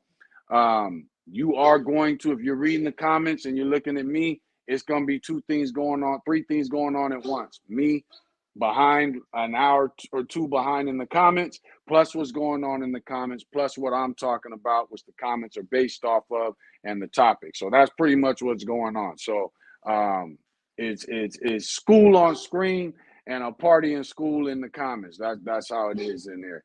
And that's why these lives run. I did tell everybody I was no longer going to be doing the lives for so long. And everybody was like, no, keep the long live. So we're going to keep the long live Tuesdays. That matter of fact, that's might be what we call it. Dog Talk Long Live Tuesdays. But anyway, thank you, Belinda, for helping out and participating. You too, Betsy. But you guys, participating in the comments and answering a lot of questions. I appreciate that. And I do think it makes these lives more productive in the learning. You guys know me, I can care less about the entertainment aspect. As long as new breeders, I don't even care about these old breeders unless they're coming in here to help. But when I go to Facebook, I see all these old breeders arguing with shit I said, and they know I can't see it. So jump on YouTube. If you got something to say, if you disagree with something I say, we can do a whole nother live tomorrow dedicated to what you disagree on, and I'll bring you on that live. We can have that discussion. Also, shout out to Tony Moss and Terrell Quincy. We did a live. Tony Moss wanted to do, we got to teach StreamYard to that brother, but he wanted to do a live, and he wanted me and Terrell Quincy. I have had a lot of people hit me up. You and Terrell Quincy need to do a live. You and Terrell need to do a live. And Tony Moss brought that together. Where he was just basically asking us various different questions. If you get a chance to catch that live, it's on Facebook. His Facebook wasn't doing lives right, and so we ended up having to do it from my page. So if you go to my Daryl Thor page, the one with Cardi Bull on it, you scroll down, you will see the live. It's also in the Giant XL American Bully Breed 2.0 group. It's also in there, but definitely check it out. And it was just talking dogs. He was asking us various questions. I thought it was dope to hear Terrell, who's been a part of the creation of the breed and getting the breed going, and his intake on what it was in the original, the beginning, compared to what it was we see now. He said one thing that really hit home with me, and he said if we wanted these dogs to have bulldog traits, why weren't we breeding bulldogs from in the beginning? And that's something a lot of people really got to think about. When he said that, really, to me, that was deep. And to me, that was the highlight of being on the live for me, was Terrell saying that, this is what we were doing to breed these dogs. We know people were breeding the American Bulldogs. We know people were breeding the Masters. We know people were crossing, Am staffs to various things. But if we wanted English Bulldog traits, why weren't we breeding them to that in the beginning? And he's got a point. So that lets you know that this has evolved into this new look that's coming about, especially in the standard and the pocket community. And then now you see the classic looking like the old standard and the new standard looking like the old extreme class that we got rid of. So we got to figure out something in our community. These pop-ups are getting on my nerves. Let's see. Jeremiah says, sticking your hand in puppy's mouth to try to eliminate nipping, a myth, or is it proven? I would say it's a myth because that is you forcing your hand in the puppy's mouth. The best way to eliminate nipping is now, let's say the pup's in the process of nipping, and then you push her and you force it in the puppy's mouth. I'm giving you more than what you expected. That is different. I personally, I'm old school. I prefer smack on the nose. You bite me, I don't like it, I smack you on the nose. I watched this thing where this girl was telling people if a dog, actually it was a dude, girl asked the question to the guy who was a trainer. I'm in a lot of training groups. And the trainer told her, the dog's biting you and you don't like it, scream, ouch, and then just ignore the dog. That's asinine. The dog bites you, you don't like it, you pull away and smack at the same time. And you don't have to do it hard. It shouldn't hurt the dog. All it should do is get its attention. His mama would have done the same thing. So quick little with 2 fingers, 3 fingers. If he really pisses you off, give him 4. You know what I'm saying? But it just needs to be quick, right on the muzzle, because that's where it came from. Because that puppy should have learned not to do that with its litter mates. They should have been teaching him that lesson. But that lesson is learned physically, not by you screaming ouch and stepping away and ignoring the puppy for 5 to 10 minutes. You're just teaching the puppy to be dominant over you or to snap at you when it wants you to shut up and go away for 5 to 10 minutes. So I would avoid sticking the hand in the dog's mouth. And I would say if the puppy is nipping you constantly, smack him, ignore him. Smack him, ignore him. And eventually he'll learn. Don't put him up, though. There's some situations where you want to put a dog up. There's other situations where you want to continue doing what you're doing. So if I'm playing with a puppy and he keeps nipping me as we're playing, smack, I'm going to pause. 30 seconds, anywhere from 30 seconds to 5 minutes. And then I'm going to go back to playing. And I'm going to try to trigger him to nip me again. And when he nips me, bing, and I'm going to stop. If you notice, a mother can be playing with puppies. One of them gets carried away. She nips that pup. And then she goes back to playing with the other puppies. And that puppy's welcome to join in. So that's the way dogs work. That's how they mentally work. That's the way you want to deal with that. Deal with it immediately so that it doesn't become a problem later. Let's see. Pitbull Bell said tuxedo no XL usually isn't too large depending on what your goal is. Exactly. Let's see here. Bell looking for more leg in my pups.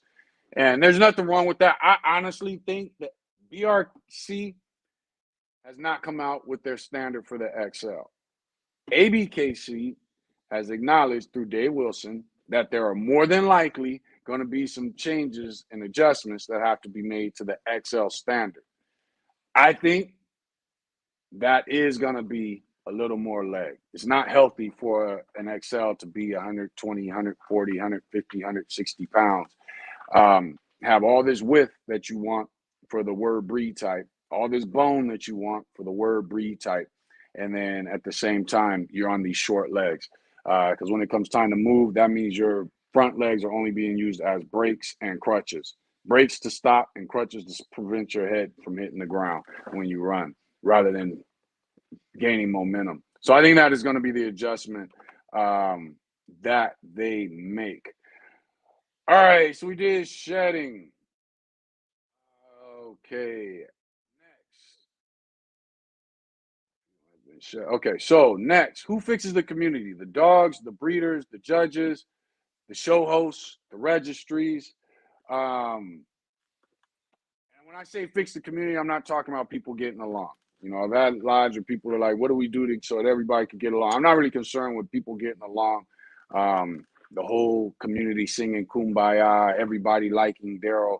I'm not really concerned with that. I think we do need to reach a point where we're able to respect each other. But there's just too many weirdos and weird things going on that we're going to lose. I think if you respect yourself, you're going to respect others. And those that you can't respect, you're not necessarily going to avoid them, but you're not going to deal with them. And I think everybody should be at that point. If you're breeding dogs and you're old enough to have that mentality. So I'm not, when I talk about fixing the community, we're not talking about everybody getting along. We're talking about better dogs. How do we get there?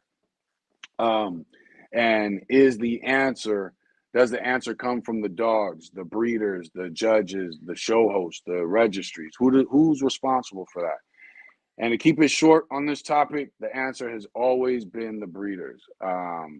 Due to how easy people are inspired to start breeding, I do think the registries need to get bigger. I don't understand why somebody champs out a dog and that dog's not promoted by the registry, especially since you don't even have to do it on your website. You got Facebook. Um, I don't understand how we get grand champions and those dogs aren't promoted by the registry for like a month. You know what I mean? Or at least until the next person gets a grand champion. So I think the registries do need to get behind the dogs that represent the breed. But unfortunately for the registry, the only way you can do that is by having judges that don't allow dogs to get points toward championship or points towards grand championship, so that you don't have to represent or hand out a championship or grand championship to a dog that doesn't deserve it. No dog with a high rear should be earning points towards champion. That's a species flaw. That's not even a breed flaw. That's a species flaw. No dogs with species flaws should be winning championship or grand championship.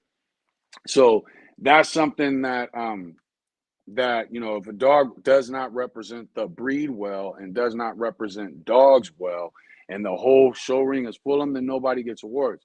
If you guys were watching the live I did with Raul and Danny, Danny was saying some of the registries do not allow judges to hold ribbons. If a registry doesn't allow judges to hold ribbons, meaning that there are no participation trophies, the only dogs that get points towards champion and grand champion, because you're in there to win, but you're there to win so you can get points. You're there to get points so that you can become champion. You're there to become champion so that you can become grand champion. So we're allowing points, and this dog sucks, but this judge gives it third place. And then all of a sudden, the dog keeps traveling. The breeders got money, so they're constantly traveling and campaigning the dog, show ring after show ring after show ring. Next thing you know, the dog's 10 years old. It sucks because the judges suck, or the registry rules for judges suck. And now all of a sudden, the dog finally hits 10 years old and he's champed out. Now they're selling semen off of this dog at 10 years old because he's a champ, and they're promoting him as a champ. And every dog that came off of him, he produces champs. Nah, you just produced a dog that earned you some points when you're in front of crappy judges. That's what you're producing, or judges who have no choice but to give out participation trophies and points to dogs that are in the ring. So I think if that is going on, which I didn't know until that live yesterday, that has to be ended. A registry that is telling judges you have to give an award to somebody. You have to give out points to somebody. They can't claim to care about the breed or bettering the breed or bettering dogs, and that's it. This breed is a dog, so you can't claim you love dogs, you want to better dogs, you want to better the breed, and you're telling judges they have to award dogs that don't deserve points. That's stupid. That's you being in it for the money and the entertainment rather than being in it for the dog. So that's what's going on. Breeders, you got to have the heart to say, hey, you know what? I like going to shows, but my yard's just not there yet. So therefore, we need to stop letting judges give awards and ribbons to people who don't have the ability to look at their dogs and say, you know what? We're not there yet. It's that simple. You got to put these dogs first. If you're a registry, if you're a breeder, and if you're not going to do that, and you're going to allow and if you're a judges, you take a stand. I can't imagine these registries and promoters are paying you that much. Like what? Okay, your hotel fee, your travel fee, 3 free drinks, and what? $300, $1,000, $2,000? Come on, dude. You're gonna award a dog today points that another judge with your mentality is gonna award it next day points, and it's gonna keep on going. And now this dog is a champion, and every judge that gave that dog points is responsible for that dog being a champion or a grand champion and not deserving it. So we're all responsible. Us as breeders, us as judges, us as registries who limit judges and being able to hold back points. If a registry is not holding back, not forcing judges to hold ribbons, then that registry is not to blame. It's the breeders and the judges that are to blame. So to me, that's the only way we fix the community, I think. And the other thing I think is just educating. Um, a lot of breeders will go live, and here's one of the gimmicks breeders do. I've been looking around in the community, and I decided, you know what? It's time to start helping the community. And then what that breeder will do is they'll say, and I'm going to start going live on a regular basis. Oh, by the way, I got this litter on the ground. And then the next thing you know, that litter is sold and that breeder don't go live no more. Don't fall for that gimmick. The breeders that talk a big game and tell you that they know about the bloodlines of this breed. This breed don't have no bloodlines. If it's got a bloodline, what are the names of them? And when I say don't have no bloodlines, I'm exaggerating. There are very few bloodlines. Shout out to Jason Triline Liu or Lau. I hope I'm pronouncing his name right. He has a true bloodline. I don't remember how many generations he is in his XL bullies, but he has a true bloodline. Very few of these breeders ever had a true bloodline. Razor's Edge was not a bloodline. Gotti line was not a bloodline. Remy line was not a bloodline. A bloodline. So when these breeders go live and they're talking about, ooh, I want to see how my, especially stud owners, this is what they'll do. I saw one today. It said, my stud's been exclusive, and now I want to see how he does with other bloods. What blood? 90% of these dogs that you're going to be breeding it to, that are going to pay for your stud fee, what are they going to be? They're going to be scatterbred. So what do you mean bloods? Is the requirement to breed to your dog going to be a bloodline? If not, you're not talking about blood. So quit saying the word blood, just throwing it out there. Kennels, just say, hey, my dog's open for stud. Why not just say that? Quit talking about you want to see how it's going to do with other bloods. You're not even going to be dealing with anybody. Most people that already have a bloodline going ain't going to want to breed to your dog because they've already got a bloodline. So that's something that has to be thought about. And when you see breeders talking about that, 90% of the time they're running a gimmick. What else when it comes to this community? Start spotting people who talking about they know the bloodlines of these dogs. Their concentration is on dogs 5 generations back. They're still talking about this breed, these dogs are hot, or these dogs have bone, or these dogs are this because of these dogs that went into it 5 to 10 generations ago. They're bullshitting you. Dogs are to be discussed off of their majority and their average, not off their least amount. So if this dog or these dogs or this kennel produce dogs with some dogs with big heads, then that's not what that kennel is about. Might be what they're known for because they spread it and promoted that dog, but that's not what it's not. Big heads ain't truly what they are. You know, even people say, I'll give you a perfect example. People talk about Kimbo line, things like that. Well, I and my cousin have produced dogs that were hot. The whole litter was hot. Every time we bred, it was hot. We weren't breeding American bullies. The majority of Kimbo's offspring are not hot. So if Kimbo's got issues that tend to pop up every now and then, the problem is people who are breeding and they're not breeding for temperament. They're knowing Kimbo's popular. They're taking it to another female that's probably hyper. She may be hot. Whatever it is, the two mixed together throws things off. Now some people get bit or they get attacked. The bully world, the best thing you can do, one, is post about it, talk about it, because now you created drama that builds your algorithms. And the other thing, the best thing that you can do in the bully world is pretend that you know. So what people will then do is start saying, you can't do this. Now, I don't have an issue with the people that are saying I won't deal with dogs that are 1 to 2 generations off of Kimbo. I get what they're saying. especially since a lot of breeders don't have that much experience with temperament. You can give me Kimbo himself, and if I want to produce a dog-friendly dog, I'm going to pick the right female to do that, and then I'm going to take the male from that breeding that has more of her temperament, and then I'm going to continue breeding that male, and Kimbo will be Kimbo being hot or mean or whatever we want to call him will be a thing of the past. Unfortunately, a lot of American bully breeders don't have that understanding. So what happens is Kimbo, because he's got dogs that have actually caused a lot of damage in people's homes, but it's not the majority. For these dogs that happen every now and then, it's because the breeders weren't intentionally breeding away from the things that were an issue. It's the same reason we have high rears. It's the same reason we still have Eastie Westies. It's the same reason we still got dogs with wrinkles in the face. It's the same reason we have all the flaws we have. All these flaws from temperament to physical are here for the same reason.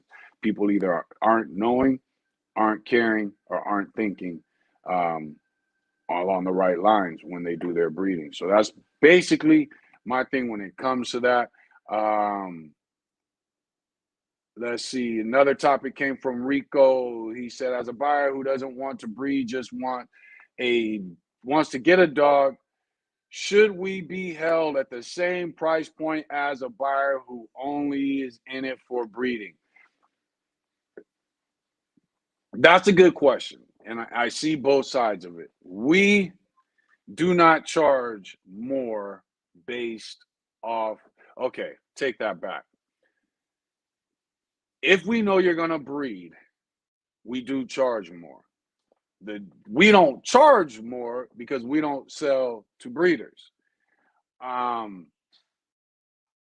think we will run out of people possibly that we kind of promised dogs to over the last few years before we even got into bullies, especially with me stopping breeding and coming to bullies, and all of a sudden people here hit me up. Hey, I heard you're breeding again. I got a dude looking to get a dog. What kind of dogs you breeding? Okay. We want to get those to people who either know us or hear of us through word of mouth from people that know us. We cater to the street first. When it comes to the online bully community, I honestly think that's where people should be charging a little bit more. Here's the thing, though, when you say that, and here's what happens to a lot of bully breeders. You say, I only want the dog for a pet. And then the breeder says, okay, so I'm going to charge you $2,000, $1,500. I don't know, half price, 75% price, whatever it is. They tell you because you say you only want a dog for that. They make you sign a contract. Some of them don't even do that. But let's say, bam, they make you sign one of Heather from Oily Drop Bullies contracts. And you sign it, you send it back, and it says, I don't know, at a year or so old, you need to have the dog spayed because you said you only wanted it for a pet. We have to give the dog time to develop because if you spayed it before a year or two, actually, if you spayed it before a year and a half or before it turns 2 years, you're not going to get proper development from the dog, mentally or physically. But so in the contract, the dog hits a year and a half, you have to get it spayed or neutered. And then all of a sudden you say, you know what? I've been on Facebook a while and I see a whole bunch of money getting made in this. I'm going to go ahead and I'm not going to spade it. And then she forgets you just got away with it. Or the breeder remembers and they hit you up. Hey, you signed a contract that you're going to spade or neuter the dog. Did you get it done? Yeah, I did. Send me proof from your vet that you did it. I don't have proof. So you get the dog spayed or neutered. No, I didn't. Okay, I'm going to sue you if you don't get the dog spayed or neutered. As a breeder, I don't have time to be suing you. You're probably in another state. So pretty much you're going to get away with it. And that is why breeders will charge the same price regardless of whether it is pet home or breeder home. Because I don't want to get caught up into, and then here's the other thing. I hold papers, but you go to a guy that sells papers. See what I'm saying? That is why we do charge more for our papers, just in case you plan on breeding. And that's how we handle it. But if you don't want papers, you don't want to breed, most breeders are going to charge you less of a price, but they're also going to want to make sure that you have that dog spayed and neutered. And if you don't have that dog spayed and neutered, they were going to threaten you to sue you, and more than likely they won't, especially if they're in a different state. So like I said, that is why breeders will charge the same price no matter what. Next topic, the breeding world. The latest video going around with the exotics. Does this negative publicity of exotics affect us all? How do we correct it? I think we kind of went over how to correct it, and I think eventually, because of these things, it will affect us all. It will affect all breeders, regardless of what breed that you breed, except for those that live in the rural areas and breed working dogs. They will always be immune from the stupidity of us pet home breeders, show breeders, puppy mills, and everything else that goes on. The working dog people, because nobody, one, likes dealing with them. They got guns, and two, they tend to just be in a world of their own where they're left alone. Now those who breed working dogs, as far as protection and guardian work, you're going to be affected too. The people hunting dogs will probably never be affected because they have no problem going underground. So eventually we will face more strict regulations because of the dogs that we promote in a negative light or a positive light in our communities.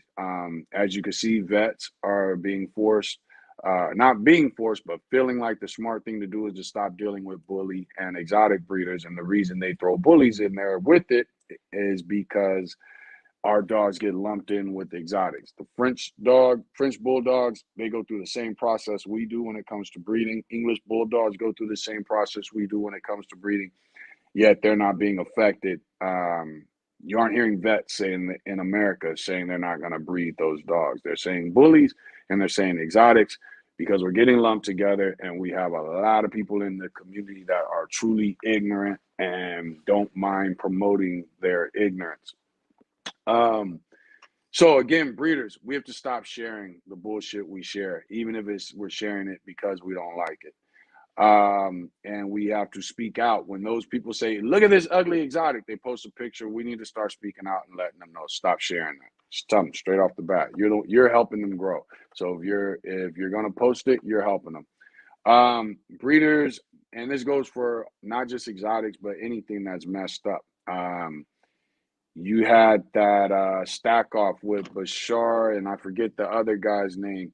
And those dogs were jacked, but that crap went all over the world. We helped promote that all over the world. Some of us because we were dumb enough to love it, and some of us because we want to point out the negatives, but by promoting the pictures and the vids, we can speak on things without promoting the pictures and the videos. But what happened in that stack off, we promoted the negatives. And there's a lot of people that just don't know enough about dogs, don't have the soul for this, don't have the stomach for it, and they just want whatever's hype. So it doesn't matter if what's hype sucks. They're going to promote it. And that's what happened. We have to stop allowing these things. If we're going to fix it, we have to stop allowing these things in the shows. I went to the XL show last year, and there were dogs there that just shouldn't be in existence. Because they're trying to win the biggest head and the heaviest dog and all these things. And I think those things are cool, fun shows. But I think you have to have a balance. You know what I mean? Where's the wall climb, the weight pull, the dock diving? Where are these events? When you have these events that focus on extremes, I get it. It makes it money for the events. Luckily, in the XL world, typically the worst thing we have to worry about showing up is some fat, sloppy dog and some owner that doesn't know any better. In the exotic world, the pocket world, we're starting to see more extremes. And if we're doing these and we're allowing these dogs to be entered into the arena, it's a problem, And then those who are in the leadership roles of the community, you got to stop making excuses. Like I said earlier in the previous the previous topic that was kind of, I should have actually ran it parallel with this, but I wasn't paying attention. We got to stop making excuses. If you see a dog that's got jacked up legs, don't look at your community and tell them we need to learn how to stack our dogs. We need to learn how to clip their toenails so they'll stand better. We need to learn to do, no, you don't need to learn. You need to learn dog anatomy and quit breeding away from it. That's what needs to be learned.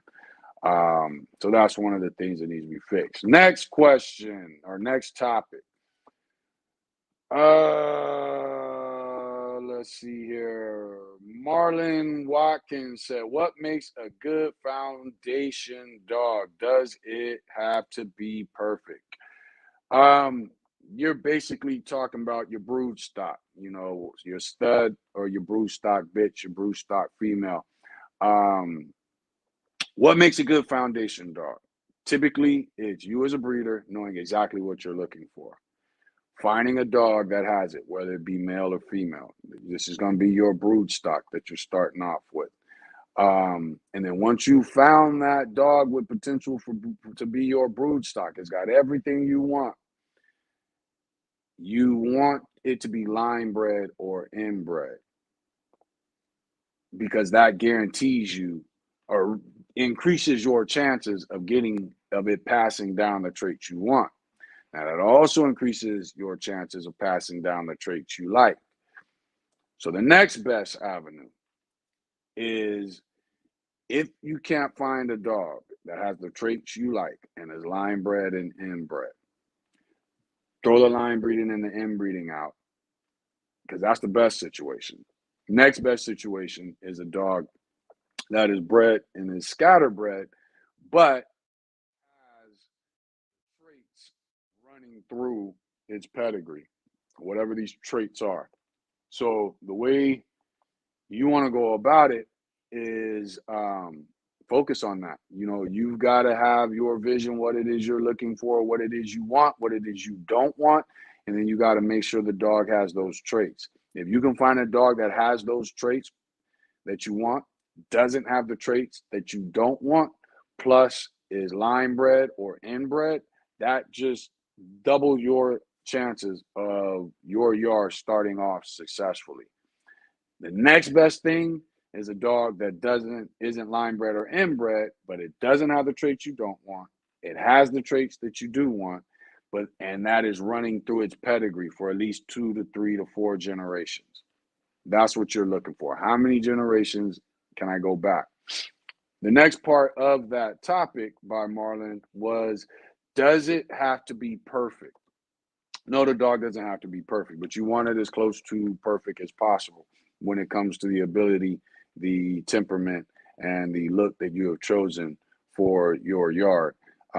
You want that dog to be as close to perfect as possible as you can, and then you can work on the corrections from there. But no, it doesn't have to be perfect. It's going to be, I'm assuming you're only talking about conformation. So the dog does not have to be perfect. You can work on that as you start breeding and purchasing other dogs or breeding out to other dogs.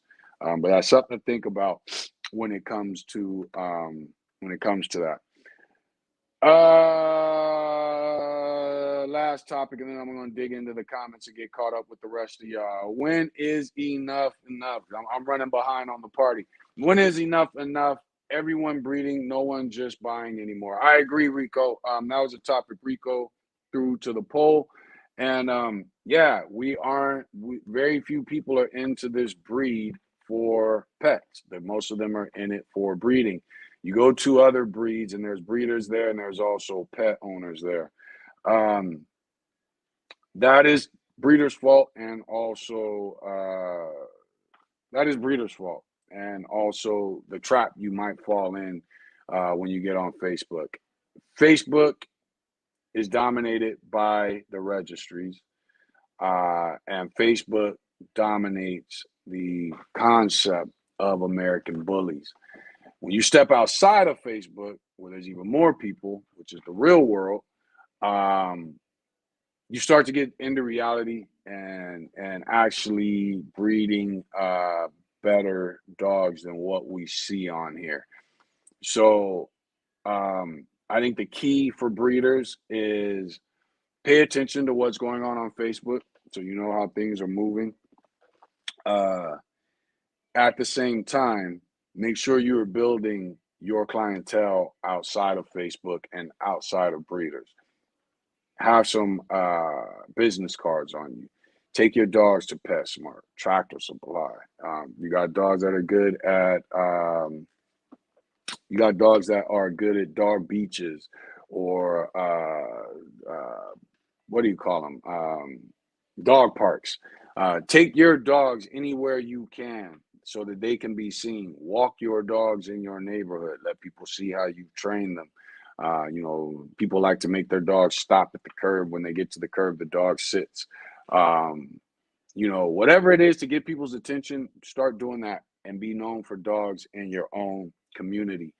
Have business cards on you. I know there's a thing now where you can touch phone to phone and it passes information. Me, I prefer business cards. I actually have some, and I don't know why I got blue because you can barely read it. But get yourself, some business cards that you can give out, to people. And so next time I'm gonna do gray with black writing. But get yourself some business cards, t-shirts, sweatshirts. Get these things so that you can be seen when you're in public without your dogs. Get your dogs out in public, and go from there. And then that way, when you start getting, trust me, when you start selling dogs to people on the street, friends, family, co-workers, that word spreads fast. It spreads very fast. So within 2 to 3 generations, you especially consistently, not 2 to 3 breedings, but 2 to 3 generations, if you're consistently having dogs for people, word's going to spread. And next thing you know, get yourself a website or a landing page, something like that. And that way you're not dependent on Facebook and breeders. And because that's the problem that we run. A lot of times you'll hear breeders saying, you don't want to get into this breed, it's oversaturated. The minute I see a breeder talking about they can't sell a dog, it's oversaturated. They got dogs on their yard they wish they could sell, and the dogs are already 4, 5, 6 months old. I know you are part of the Facebook American Bully pyramid scheme. So get out of that. By getting known on the streets. We know one problem we're going to kind of run into when I move is that I'm not known in Arkansas. Now, luckily, I have a whole lot of family in Arkansas, especially in the city I'm moving to. So the word would be easy to spread, but I'm already looking at it like my clientele for training is going to drop because I'm moving out to the woods and people don't care about me teaching their dog to stay off the couch. So it's going to be a different environment for me. I'll kind of be starting over, but I'll still have dogs that are here in Southern California, my cousin, which is my kennel partner in Northern California. So the only hurdle is going to be the dogs that we have out there with me shipping those pups. If they get a dog from that we have going with my cousin out here, then we're good, But other than that, you want to be able to feed the streets, not feed the Facebook American Bully pyramid scheme. And when you get out of that, trust me, life's a lot easier. When you do decide you want to show or you want to deal with selling dogs to breeders, you got something that for whatever reason that becomes your desire, then those dogs that aren't there yet, you can, send to pet homes because they should still be quality dogs. So that's something to think about. That is the last topic. Time for me to get caught up in the comments. And where are we at? I'm at 5:32 and it's 7:13. Hey, I've been as much as 3 hours behind, so I'm not that far back. Let's see. Pitbull Bell said that term has been around for many years. Bullshit, all bullshit. I agree when it comes to the word backyard breeder. Gotcha. Tuxedo should balance out okay. Let's see. I'm trying to find comments that are. Hey, Sadie, what are you doing over there? What are you digging at? Let's see. She was supposed to be in Excel. Nope. Not sure what that was about. She had a hysterectomy. Okay, that's another conversation going. Second to none. Thanks for joining in on this one, Danny. Got to hear, so will book my breeding. All right, so you guys got a whole nother party going on. Usually results in very aggressive antibiotics if caught in time, but most times ends with a spay. All right, let's see here. I'm in it for my own line. You know what, French Kennel? When I was younger, everybody that bred dogs bred to for competition or working ability, so they didn't care about necessarily creating their own. Uh, here's in the but it evolved into them breeding their own line. So everybody that knew bred for performance, through being successful at that performance, they ended up starting their own lines. Other people I knew that bred off jump to create their own line. They got this good dog, this good dog. Now they're going to make a few corrections through their breedings. Then they're going to start doing some line breeding to make more corrections, but start tightening up the blood. And then bam, next thing you know, they get close. They've gotten 3, 5, 6 generations, 7 generations. Everything's exactly where they want it. They do an inbreeding, then they do a distant line breeding, or they do an outcross, but that outcross just becomes a vessel to continue their blood.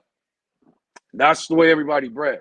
Now people are just breeding for trends, the hypest dog, the pedigree, and nobody's really breeding for bloodlines when you focus on a lot of the bully breeders that are in here.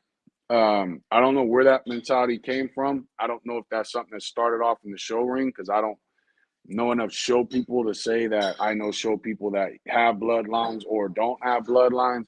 I don't know if that's something that it started either with the show ring or it started with and the internet, because I've never known dogs of any breed to be bred for really no purpose whatsoever other than the dogs that are popular in their pedigree. So I think that's the best route to go, and that's the way the patient true breeders are gonna do, is they're gonna breed for a bloodline. They're gonna establish a great bloodline, and then breeders will turn to them because those dogs will be winning or producing a consistent look. Um, so, it is what it is. And it's right to say, yes, that's what I think too. Puppy mills are the real bad actors. I agree. I think we need to change the word backyard breeder to either a good backyard breeder or a bad backyard breeder. And there is no such thing as a good puppy mill breeder. Let's see. The comments where you guys are addressing each other, I try to avoid. The comments where you guys are addressing the topics, those are the ones I try to post. You hear him? Derek.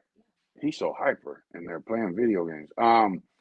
Exactly. That's what backyard really means. Puppy mills and some of your most popular people are backyard breeders. See, I look at it like you have your backyard breeders. You have bad backyard breeders.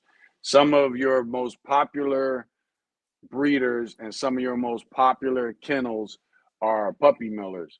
And I think, but I think when we use the word backyard breeder, it's going to end up getting used against us in time. When I book my breeding, I will do it in the side yard. Exactly, you side yard breeder. Let's see here. BBK Bailey, what's up, man? Thanks for joining in. I'm just catching up right now. I'm catching up. We went through all the topics, so I'm just trying to get caught up. I'm following the dogs. I feel got time with all these negative bully politics. Mikey, close the sliding glass, please. Um, I'm not sure what you're saying right there. I think you got a misspelling going on. Following dogs, I feel got time with all this negative bully politics going on with the registries. Yeah, I'm not sure I'm not sure how that works. I think I get what you're saying. I just don't know how to word it. Bring mine in the yard, on my porch, and in the house. Exactly. They're not bullies. They're regular pit bulls, but she is still way too young, and that's what worries me a bit. That was another topic. Getting ready to do my first breeding with my 6-time Dax great granddaughter. Damn.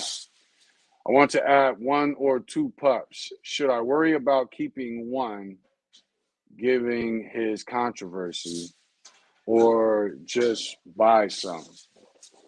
Uh, I think, Jason, what you need to do, we know Dax was apparently, let me take that back. We have heard that Dax was known for high rears, stiff stifles, sway backs, and heart murmurs. There may be some other issues I don't know of. I also know of breeders who have bred dogs with perfect conformation off that have Dax in their pedigree and gotten everything they wanted out of Dax. I don't know about the health of those dogs.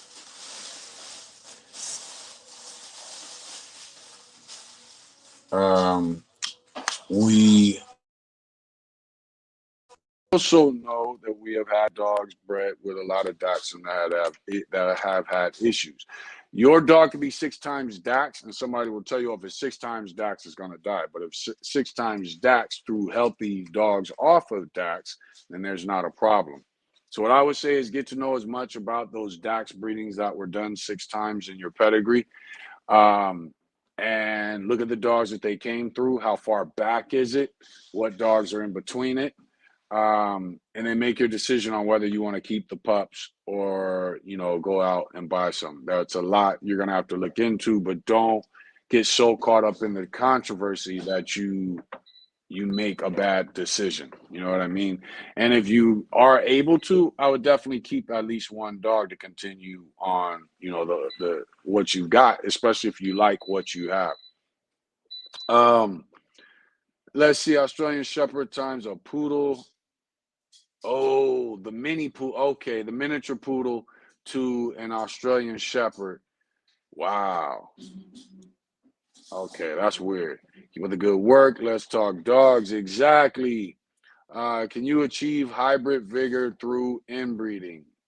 No, not typically. Hybrid vigor comes from you doing a tight line breeding or a inbreeding, and then you do a outcross to either another bloodline. So, all right, you want to achieve hybrid vigor. Typically, what you're going to have to do is do some line breedings to correct issues and tighten the blood. Then all of a sudden, the blood is getting tighter, the issues have been corrected, and then bam, you do your inbreeding. Then you find a dog as a vessel of your blood that is just as good. So now you've got your bloodline. You find a dog that is just as good as your dog, but is another bloodline, or even better, is scatterbred, so that it just 100% becomes a vessel for your bloodline. You breed that, but so that means those traits have to be equal to yours. That's the problem that a lot of people run into with a bloodline, is they have a hard time finding another bloodline or scatterbred dogs that have equal traits to what they've been working on. But once you've got that, you make that breeding, and then you cross your finger and you get hybrid vigor, which is a dog with better temperament than what you plan, better look than what you plan, and even greater ability than what you plan. So that is how you get hybrid vigor. Um, but it doesn't just come from the inbreeding. The inbreeding is what sets it up, gets that blood tight, refined, and then it becomes like the diving board for it to kick off. Now you need the right dog to jump on that diving board, and that's how you usually get it. Doesn't guarantee it though. The mini is coming from breeding whatever is to the mini poodle instead of the standard poodle. Got you. Best cleaning method for pups: poop and urine. How to prevent them stepping all over it if I'm at work. All right, you need to have a section in your kennel that is set up for pooping and peeing. That section needs to have enough space that the dogs can go in there, move around freely, and then come out of there. It also needs to be small enough to where the dogs decide they don't want to, it's not where they would prefer playing. They have these, and I wish I could think when I've got one sitting outside. but it's like a crate. You put puppy pads in it, or a thing. You put puppy pads in it, then you lock that into place. You sit that in the kennel, and the puppies can go there when they pee. It drips through onto the puppy pad. When they poop, it sits on top of that thing that you can just rinse off. Um, but you need to have somewhere like that. It also stops the puppies from being able to tear up the puppy pads or whatever it is. But you get something like that. PetSmart has it. But all it is, I forget what it is if you got a big place, you just put 2 of them there. And then the first thing you want to do is sit a poop there. Puppies poop, you sit it there, put in a couple spots. They pee, drip that into it, and then sit and onto the pad. And what they'll do is when they have to use the bathroom, they will all of a sudden start going to that end of the kennel, keep their food and play toys away from that. I prefer having toys hung up from the top of the kennel, so that way they don't end up in poop or pee. And then have their toys and food and all that on another end of the kennel. You also want to have some type of divider, even if it's just a 2x4 that they have to jump up to get into that area and step over to get out of that area. And then that will help them get the idea of where to poop, where not to poop, where to stay away from, where it's cool to play, roll around, and have fun. It will also assist your people that you sell dogs to in potty training those dogs. Rose said, I'm waiting 40 days to see if my female took. She should be dropping pups in April. They stuck naturally twice on the 15th. You'll probably be good. And let us know how that goes. Frank said, would using a Staffy clean the American Bully or Pit Bull do a better job? I don't think I would go to the Pit Bull. I would probably go to the Staffy. And would it clean up our breed? Yes, it would. It definitely would. After bullies, white or apple cider vinegar. Apple cider vinegar. Oh, for flushing, use regular vinegar, white clear vinegar, for flushing the dog. And then that will usually clean it out. But it has to be done, I'm talking within like 2 to 12 hours. I don't know if it's good after that. But yeah, you want to flush with just regular white clear vinegar. Flush the dog out with it, the female. If you're running dynamic kennel, how realistic is it finding a new homes for your retired dogs who would want old dogs? You will be surprised at how many people are cool with having dogs a year or older, especially 1 to 2 years. And especially if you are breeding dogs for a purpose. One thing people know to expect from us is to get a dog that is easy for them to get along with, easy to obey, but at the same time will protect the place that they call home, and their owner that they call their own. So if you are breeding purpose-driven dogs, whether it's hunting, protection, guarding, those are 2 different things. Hunting, protection, guarding. If you're breeding dogs for that purpose, home, family protection, you will find people that will take a dog that is 1 to 2 years old, and with no hesitation.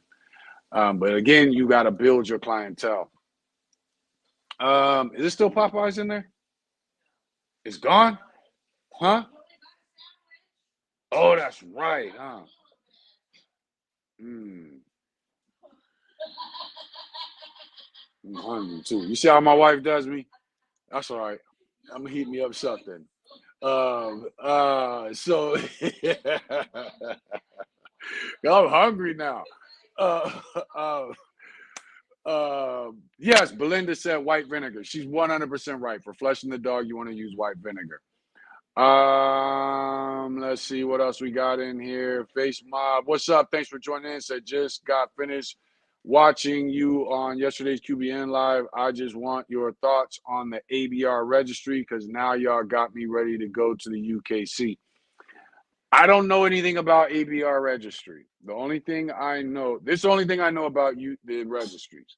UKC is the oldest, so if you're not with UKC, you're tripping, regardless of whatever political stance you have against them and all these little crazy bully weirdo loyalties people have. UKC is the oldest registry that registers American bullies. So if you're not with them, you're tripping. They also have a push for a dog that is able to perform. The ABKC, you're tripping if you're not with them, because they are the oldest American bully registry. So, regardless of how you feel about the ABKC, Dave Wilson, Bashar, the names that I hear people come up, Dax, and all these other things that pop up, you're crazy if you're not registered with them, because they are the oldest bully registry and their shows are more focused on the American bully. The next one I see coming up is, I'm just going to go through three. The next one I see coming up is BRC. The reason is they put on shows, um, and Kev Green's cool. That's really the only thing I could say, because they haven't come up with their standard for the XL. But they're becoming more popular, and Kev Green's cool. That's really the only thing I could say about BRC. I don't know anything about ABR. We only register with UKC and ABKC, and I think when we come across a registry that is willing to promote, truly get behind its winners, say, okay, look, this dog, hold ribbons, and then take the dogs that do win and actually get behind them and promote those dogs. That will be our third registry. But right now, we don't see that. And we don't, we need to know a registry that's willing to come out and say, our judges will hold ribbons. If your dogs aren't good enough to win points, they won't win. You'll still be able to come and compete, but your dog won't win if it's not good enough. Everybody's not getting first, second, and third. That will be the third registry that we go to, a registry that we know truly takes dogs in this breed serious.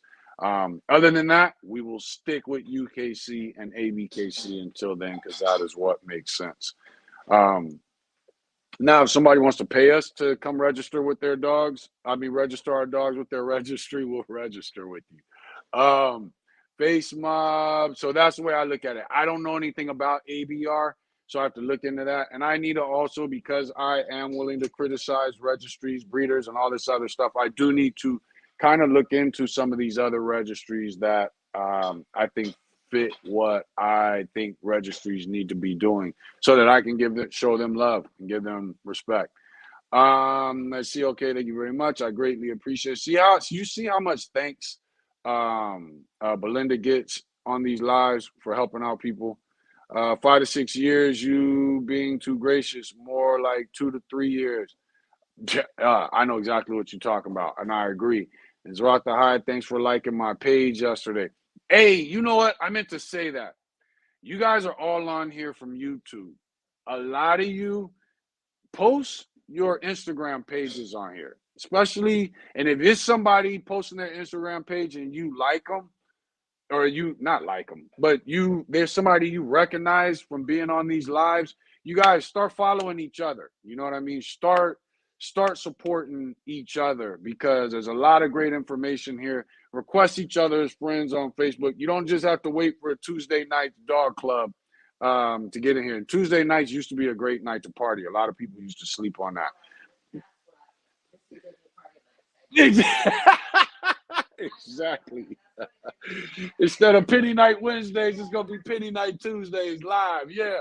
So, but Tuesday nights used to be like that. Used to be like when I was young, clubs was like $10 to $15. The expensive clubs, what was the one? Century Club was Tuesday nights. They had a dope night going on, and we used to be mad because it was like $20 to $30 to get in there, and it was all the celebrities there. But you guys get to start is posting your Instagrams and start following each other, start dealing with each other, regardless of what breed it is you're breeding.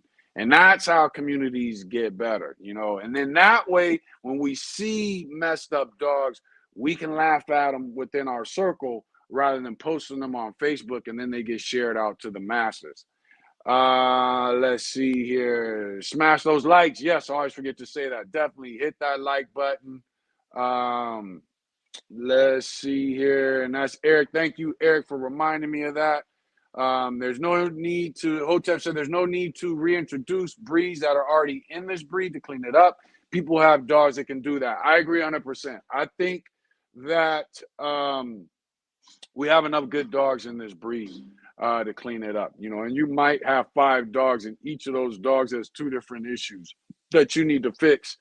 But you can work on that. That's what line breeding is. That's what getting the right dogs together, then moving on to the next thing. And then line breeding, you can get that out. You can fix that by keeping the dogs, keeping the pups. And that's what I think people forget. I got 5 dogs, and each of those dogs has 2 different issues. So I got 10 issues in my yard. Cool. Breed those first 2, pick the pups that have the least. Now all of a sudden that creates your generation of 1 different issue. See what I'm saying? Now all of a sudden you got a generation, you've been fixing things. Now all of a sudden you got a generation that has 1 dog, 1 issue each. And then bam, now you start fixing those issues by continuing to breed. And then you can kind of look around and you get a dog that rather than looking for a dog, you can start relying on dogs that catch your attention. And that is kind of the phase that we are at right now, where it's about dogs that catch our attention, and we could say, okay, we're going to bring that into the fold and then really get the bloodline going. So think about it along those lines. Don't overthink it and make it difficult, because if people was doing this 20,000 years ago, we can definitely do it in 2022.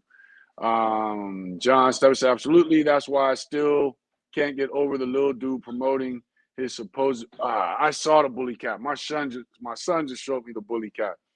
That's crazy. It's crazy, but people don't have no shame. They don't have no soul no more. You know what I'm saying? People are just heathens, land of the lost. You know, DQ said now they need to do something with the whole group. They taking the American Bulldog name and coming up with trash dogs. Well, American Bull. If you're saying American Bully stole the American Bulldog, that's like saying the American Staffordshire stole the American. They're American. You know what I'm saying? So they didn't steal the American part. So if you're saying the Bulldog part because of bullies, American Bulldog people never called their dog American Bully. So bullies have their own name. That name bullies came from in the 80s and 90s when you saw 2 pit bulls and one of them was a little thicker, more solid, you said it's bullier. If you had 2 pit bulls that were being matched against each other, and one dog had a bulldog style because of his build, one dog might be game, might be a dancer, play the ear, play the muzzle, play the shoulder, play the legs. Another dog just might take whatever he got and he's just bulldozing through. You called that dog bullier. Bullier got shorted, especially when it started becoming more about looks rather than performance. Bullier got short and turned into bully. And that is how you got the name American Bully. So they didn't take it from American Bulldogs. So you gotta remember that. And make sure, because American Bulldog, I don't know anybody confusing American Bulldogs and American Bullies. When you hear the word American Bulldog, you know what it is. And when you hear American Bully, a lot of people don't know what the hell it is. You know, so I don't think you got to worry about the bully breeders. KR Doodle said, what defines a well-bred exotic bully? If you go to Robert McCormick's page, he's got a girl named Oreo. She's a good-looking dog. If you go to Devontae, I'm about to mess up his name. My mind went blank. Woodard page. He's got some good-looking exotic bullies. They still have the face, they still have the head, but they're more functional. He has one Black Dollar right now that he's got biting on the sleeve. Hits the sleeve, hangs from it, the whole nine. June Williams has some nice exotic bullies.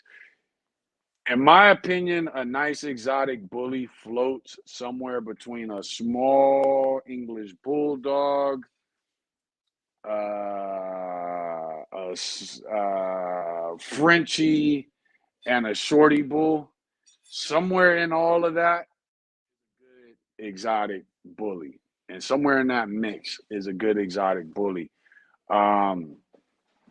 Yeah, I would say that would be it. You take, the pocket American bully, and then the well built pocket bully, well structured pocket bully, then the Frenchie, then the English bulldog, then the shorty bull. Somewhere in the four of all that is your good exotic bullies. And I'm trying to think of other people with exotic bullies, and I know if the exotic community's looking, they're gonna be like, DT left me out.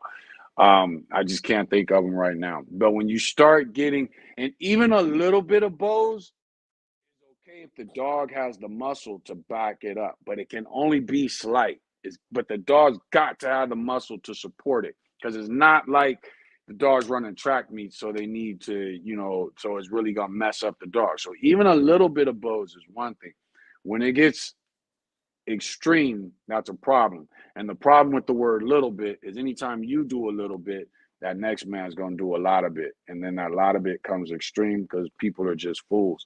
So, but that would be my classification of a well-bred exotic bullies if you go look at those pages.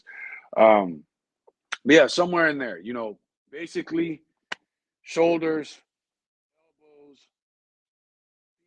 all in a straight line. If you're going to push it, shoulders, elbows a little out, feet directly under the shoulder.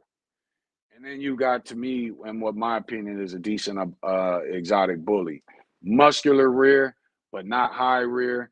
No sway in the back. The dog's able to run. The dog is alert. An exotic bully that will stay on a table for a long period of time is a dumb dog. It's not disciplined. It's just a dumb dog. So dog that stacks on the table, but you can play and interact with it. Cool. You don't want it to run to this dog or run over to this dog.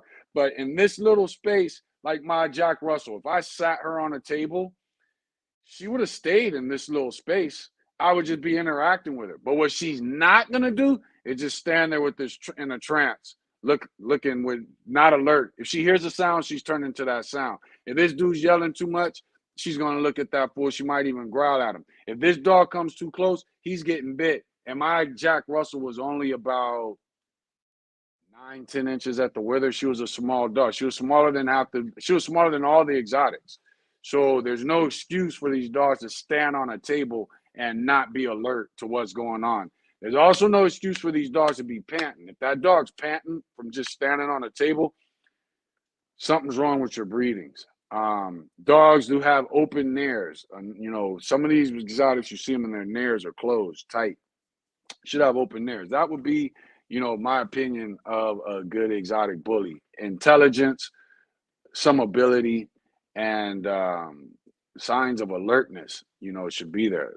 That's one of the breeds. When I hear about an exotic uh, chased after a kid on a bike, if it's an Excel, I'm like, you tripping, you need to fix your breedings. If it's an exotic, I'm like, run with it. Because them shits need to be doing something shit. And if their job becomes chasing kids in the neighborhood, so be it. Just make sure they're healthier. You know what I'm saying? So let's get that fixed. Then we'll fix the chasing kids in the neighborhood later. Because we know they're not gonna catch them. Inzarata said okay, he's talking to Tuxedo Bullies. You'd be surprised at how many would love an older, trained, fixed American bully that wants a good pet, loves the breed, but don't want to pay a ridiculous price for a pet. Exactly. Now, that's another thing, Jeremiah. If you have an adult dog and you come down on, let's say it's got a purpose, come down on your price, it'll be easy to get rid of on your puppy price. Because now you're not dealing with somebody that's just hopefully not dealing with somebody that's just in it for breeding. Now, let's say you train that dog, it's got certificates. Now you can skyrocket your price. There are people I know who have performance bred dogs and are proven, and those dogs are going 10, 15, $20,000. I got a homie right now. I don't talk about him on Facebook. His pits are used for everything due to the fact that they're the drive within those dogs. But you're not getting a pit bull from him at less than $6,000, $7,000. Straight up. And he's got papers. They do not show, but people who use his dogs will use his dogs. They'll take a monstrous pit bull breed to his dogs and use it for weight pulling competition, wall climbs, hog catching, you name it. If it gets done with pit bulls, dudes will go to him to get pit bulls from him because his dogs have been proven since we were young. And and he's come a long ways, but none of his dogs go for less than $6,000, and they are pit bulls. Somebody I used to breed with way back when I was young, and he just stayed focused on the pits, and I constantly refer people to him, and only people I know. I don't refer people I met online at work. That I don't do. But he doesn't fight dogs. Now, if people get dogs from him, I wouldn't be surprised if some of them are involved in it. But he does not fight dogs. He has a blood that has really been true, and a lot of weight pullers will go to him. Wall climbers will go to him. If I'm not mistaken, he has a pit, right? Well, a person that came to him got a pit, and I don't remember if she bred it to her pit or she bred it to another breed. But he was just telling me the other day about this offspring um, and dock diving, how the measurements of the way how far out the dog is actually jumping. But he's just always had driven red nosed pit bull, and I'm talking like the old family reds. He's always had a great line of that and try to get back into that rather than the actual red noses that we see a lot. And but he's true to it. He's real with it. He's stuck with it. He's never done any other breed. He's never gotten into hunting. He went hunting with us a couple of times. He brought some of his dogs, but it was never something that he was into or bred for. Let's see. So, you'd be surprised at what goes down and what you can sell dogs for as adults if they're proven or you're known for proving them. Let's see. Yes and no. I think some need reintroduced into certain classes, but not more bull. That I would, if I'm on the right topic, I would agree with that. We might be able to breed them to other classes, but not necessarily any more bulldog. There doesn't need to be any more bulldog bred into this breed. Is John Easterly Registry still going strong? I have no idea. I talked to Andre Durham. He and I kind of it came up and about John Easterly, and I know he had spoken to John Easterly. I don't know what ever took place with his registry. AB, I think it was ABDC, All Breed Dog Club. I think that was it. I don't talk to that dingbat that was helping him with it, Andrea. So I don't talk with her. She's kind of out there. So I don't really know, where they're at with that. And I know she was helping him getting it going. I am starving. About to eat a Kit Kat on here. Rob, what's up, man? Thanks for joining in. But Rob McCormick is the one that I was talking about with the dog Oreo. I don't know why I want to keep saying Creole, but that's Rob McCormick with the dog Oreo. So, but there are good examples of that. Because I did tell when Terrell and I were doing the live, I said one of the things that with Tony Moss, shout out to those brothers again. But I did say one of the things that I want to get back to doing is sharing other people's dogs on my page and in my group, especially since we're rebuilding the group, which we've been extremely lazy with doing. It's just been so much going on, but and I think sharing good exotics would be the point. Dogs that I feel represent the breed well. So starting tomorrow, I'm gonna start doing that. Look out for that. Pitbull Bell, KR Doodles. In my opinion, there's no well-bred exotic type dogs. Period. There's some out there, Belinda. There are some good ones out there. I will say it. Tuxedo Pit Bulls talking to Zarat to say, "Oh, thank you. Did you see my piebald ones more on Facebook?" Let's see here. I don't know who you guys are with these funny little things you guys type, and I keep forgetting to go through and block you guys. Rob, you probably know what is this shit when you see this. If you're still in here, I don't get what they're saying because it's not a website. I don't know what it is. But it's some type of spam. Trench Kennel said, "How much is your consultations, OG?" I do them $50 a phone call. What I would suggest, the phone call can go anywhere from 30 minutes to 30 hours. What I always suggest to people is know exactly what it is. If you're calling for breeding, know what you want to do. You want to get involved in the show ring. Dogs that you kind of like, have ideas, you're looking for protection. Let me know what it is you are aiming for. Have an idea of what it is you're aiming for, because that's going to be the first question I ask is, what is your vision? What is your purpose? So definitely have that in mind.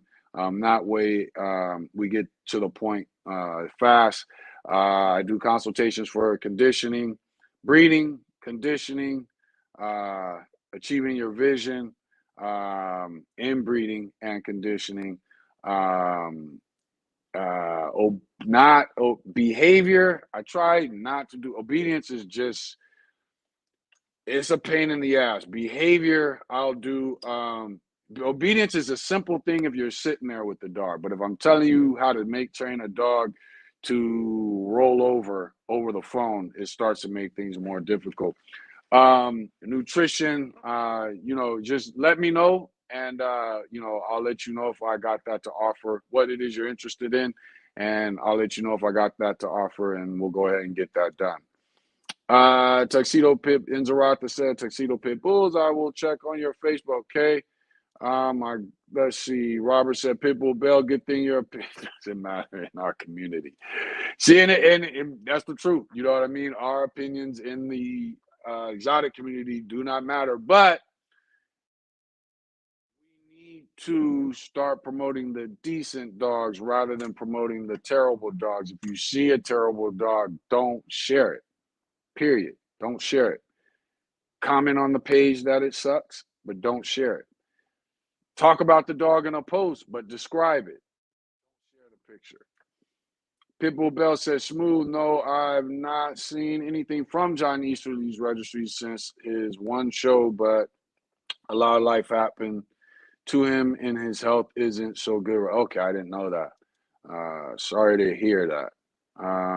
Let's see. Is Zarata, how do we register with TBKC?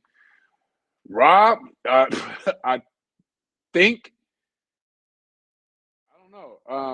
I think they might have a website or something. You go there and then you should be registered. But I'm not sure they're taking registrations right now. So I'm not sure what position TBKC's in right now.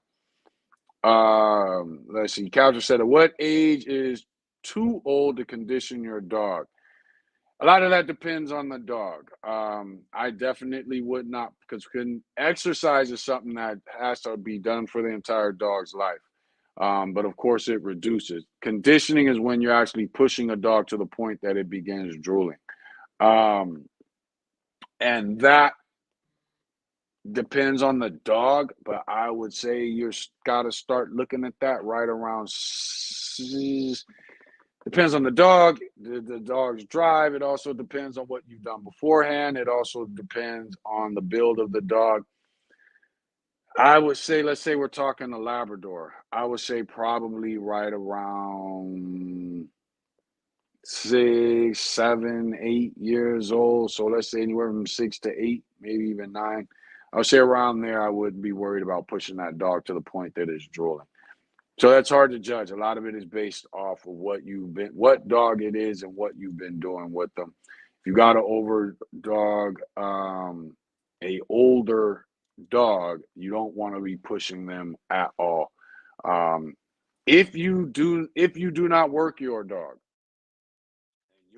is above the age of, I'd say 6 to be safe, there's no reason in doing any conditioning. Just maintain exercise. You can even do gradual, longer walks to the point of panting. I don't think you should be pushing that dog to the point where it's actually drooling, because that's when conditioning starts. Let's see here. Do you have Merle bullies? What do you think? If that question is to me, we have one Merle bully. We will be breeding her. I don't have a problem breeding bullies in the Merles. I don't have a problem breeding Merles and bullies. Um, I know you have loyalists, bully loyalists, like the bully religion, where people say, "Oh, can't breed bullies," but then they turn around and ABKC accepts them. And then a lot of people say that, and then they turn around and they start breeding Merles. So, because of the money. So I don't have a problem in breeding Merles. I think that no matter what color you choose to breed, whether it be blue, white, Merle's a pattern, not a color. But regardless of what it is you choose to breed, I think as long as you have temperament and ability in mind, I don't have a problem with that. And I think you also need to breed to a Merle that the non-Merles are still great dogs, and are still valued. So, like for instance, one of the reasons we did get in the Merles because I had been looking at the Merle Woodland, great looking dog. I started liking him and didn't even realize he was a Merle. He stood out to me. So when I found out he was a Merle, I was surprised. So when we found the opportunity to get a female off of him, we jumped on it. So we did one breeding, but she didn't take. So right now we're gonna chill, get everything situated as far as the kennel setup, and then we'll get back into that.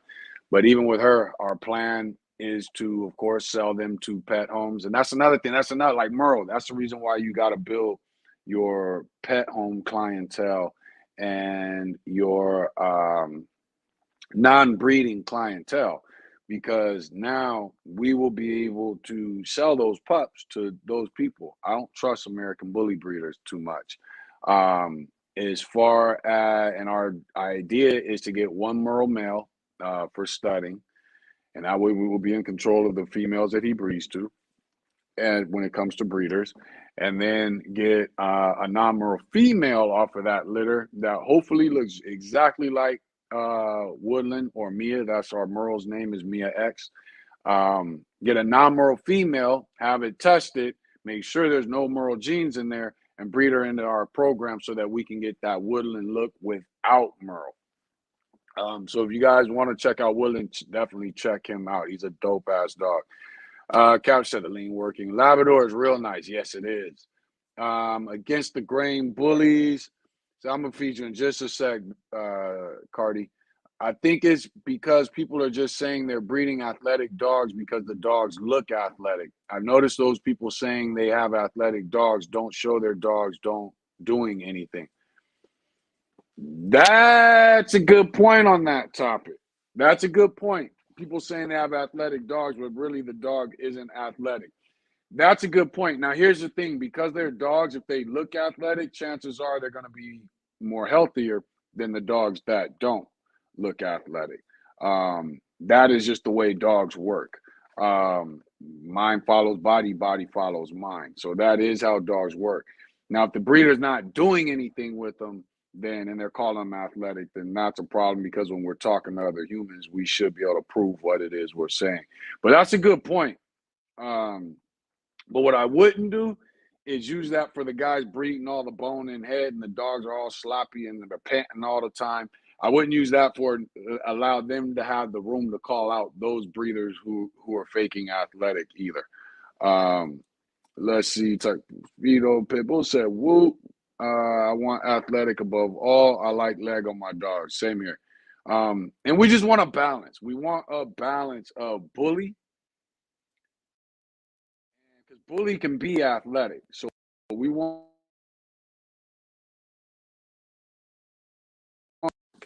Let me see here. I'm starting to get calls, so I might have to jump off here. I think the WBA is a better registry. You know what? I couldn't think of the name.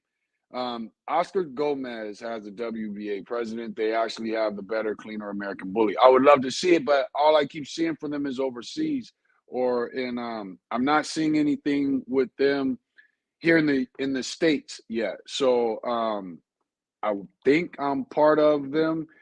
But I need to start doing some interacting with their posts or something like that, so I see more from them. Because I know that Oscar Gomez started the WBA, but I have yet to really see a lot from him. And when I do it, it's because I type their name in to see. So, but I'm very interested in seeing what they do with the bully. And matter of fact, do they have do they even have a website?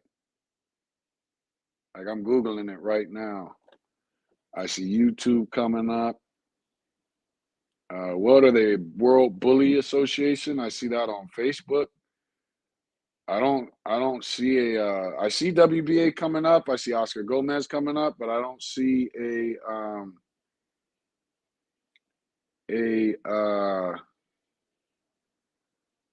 I don't see a website. WBA dot. Let me see this. What is this? What is that? This is some soccer shit. So that ain't it.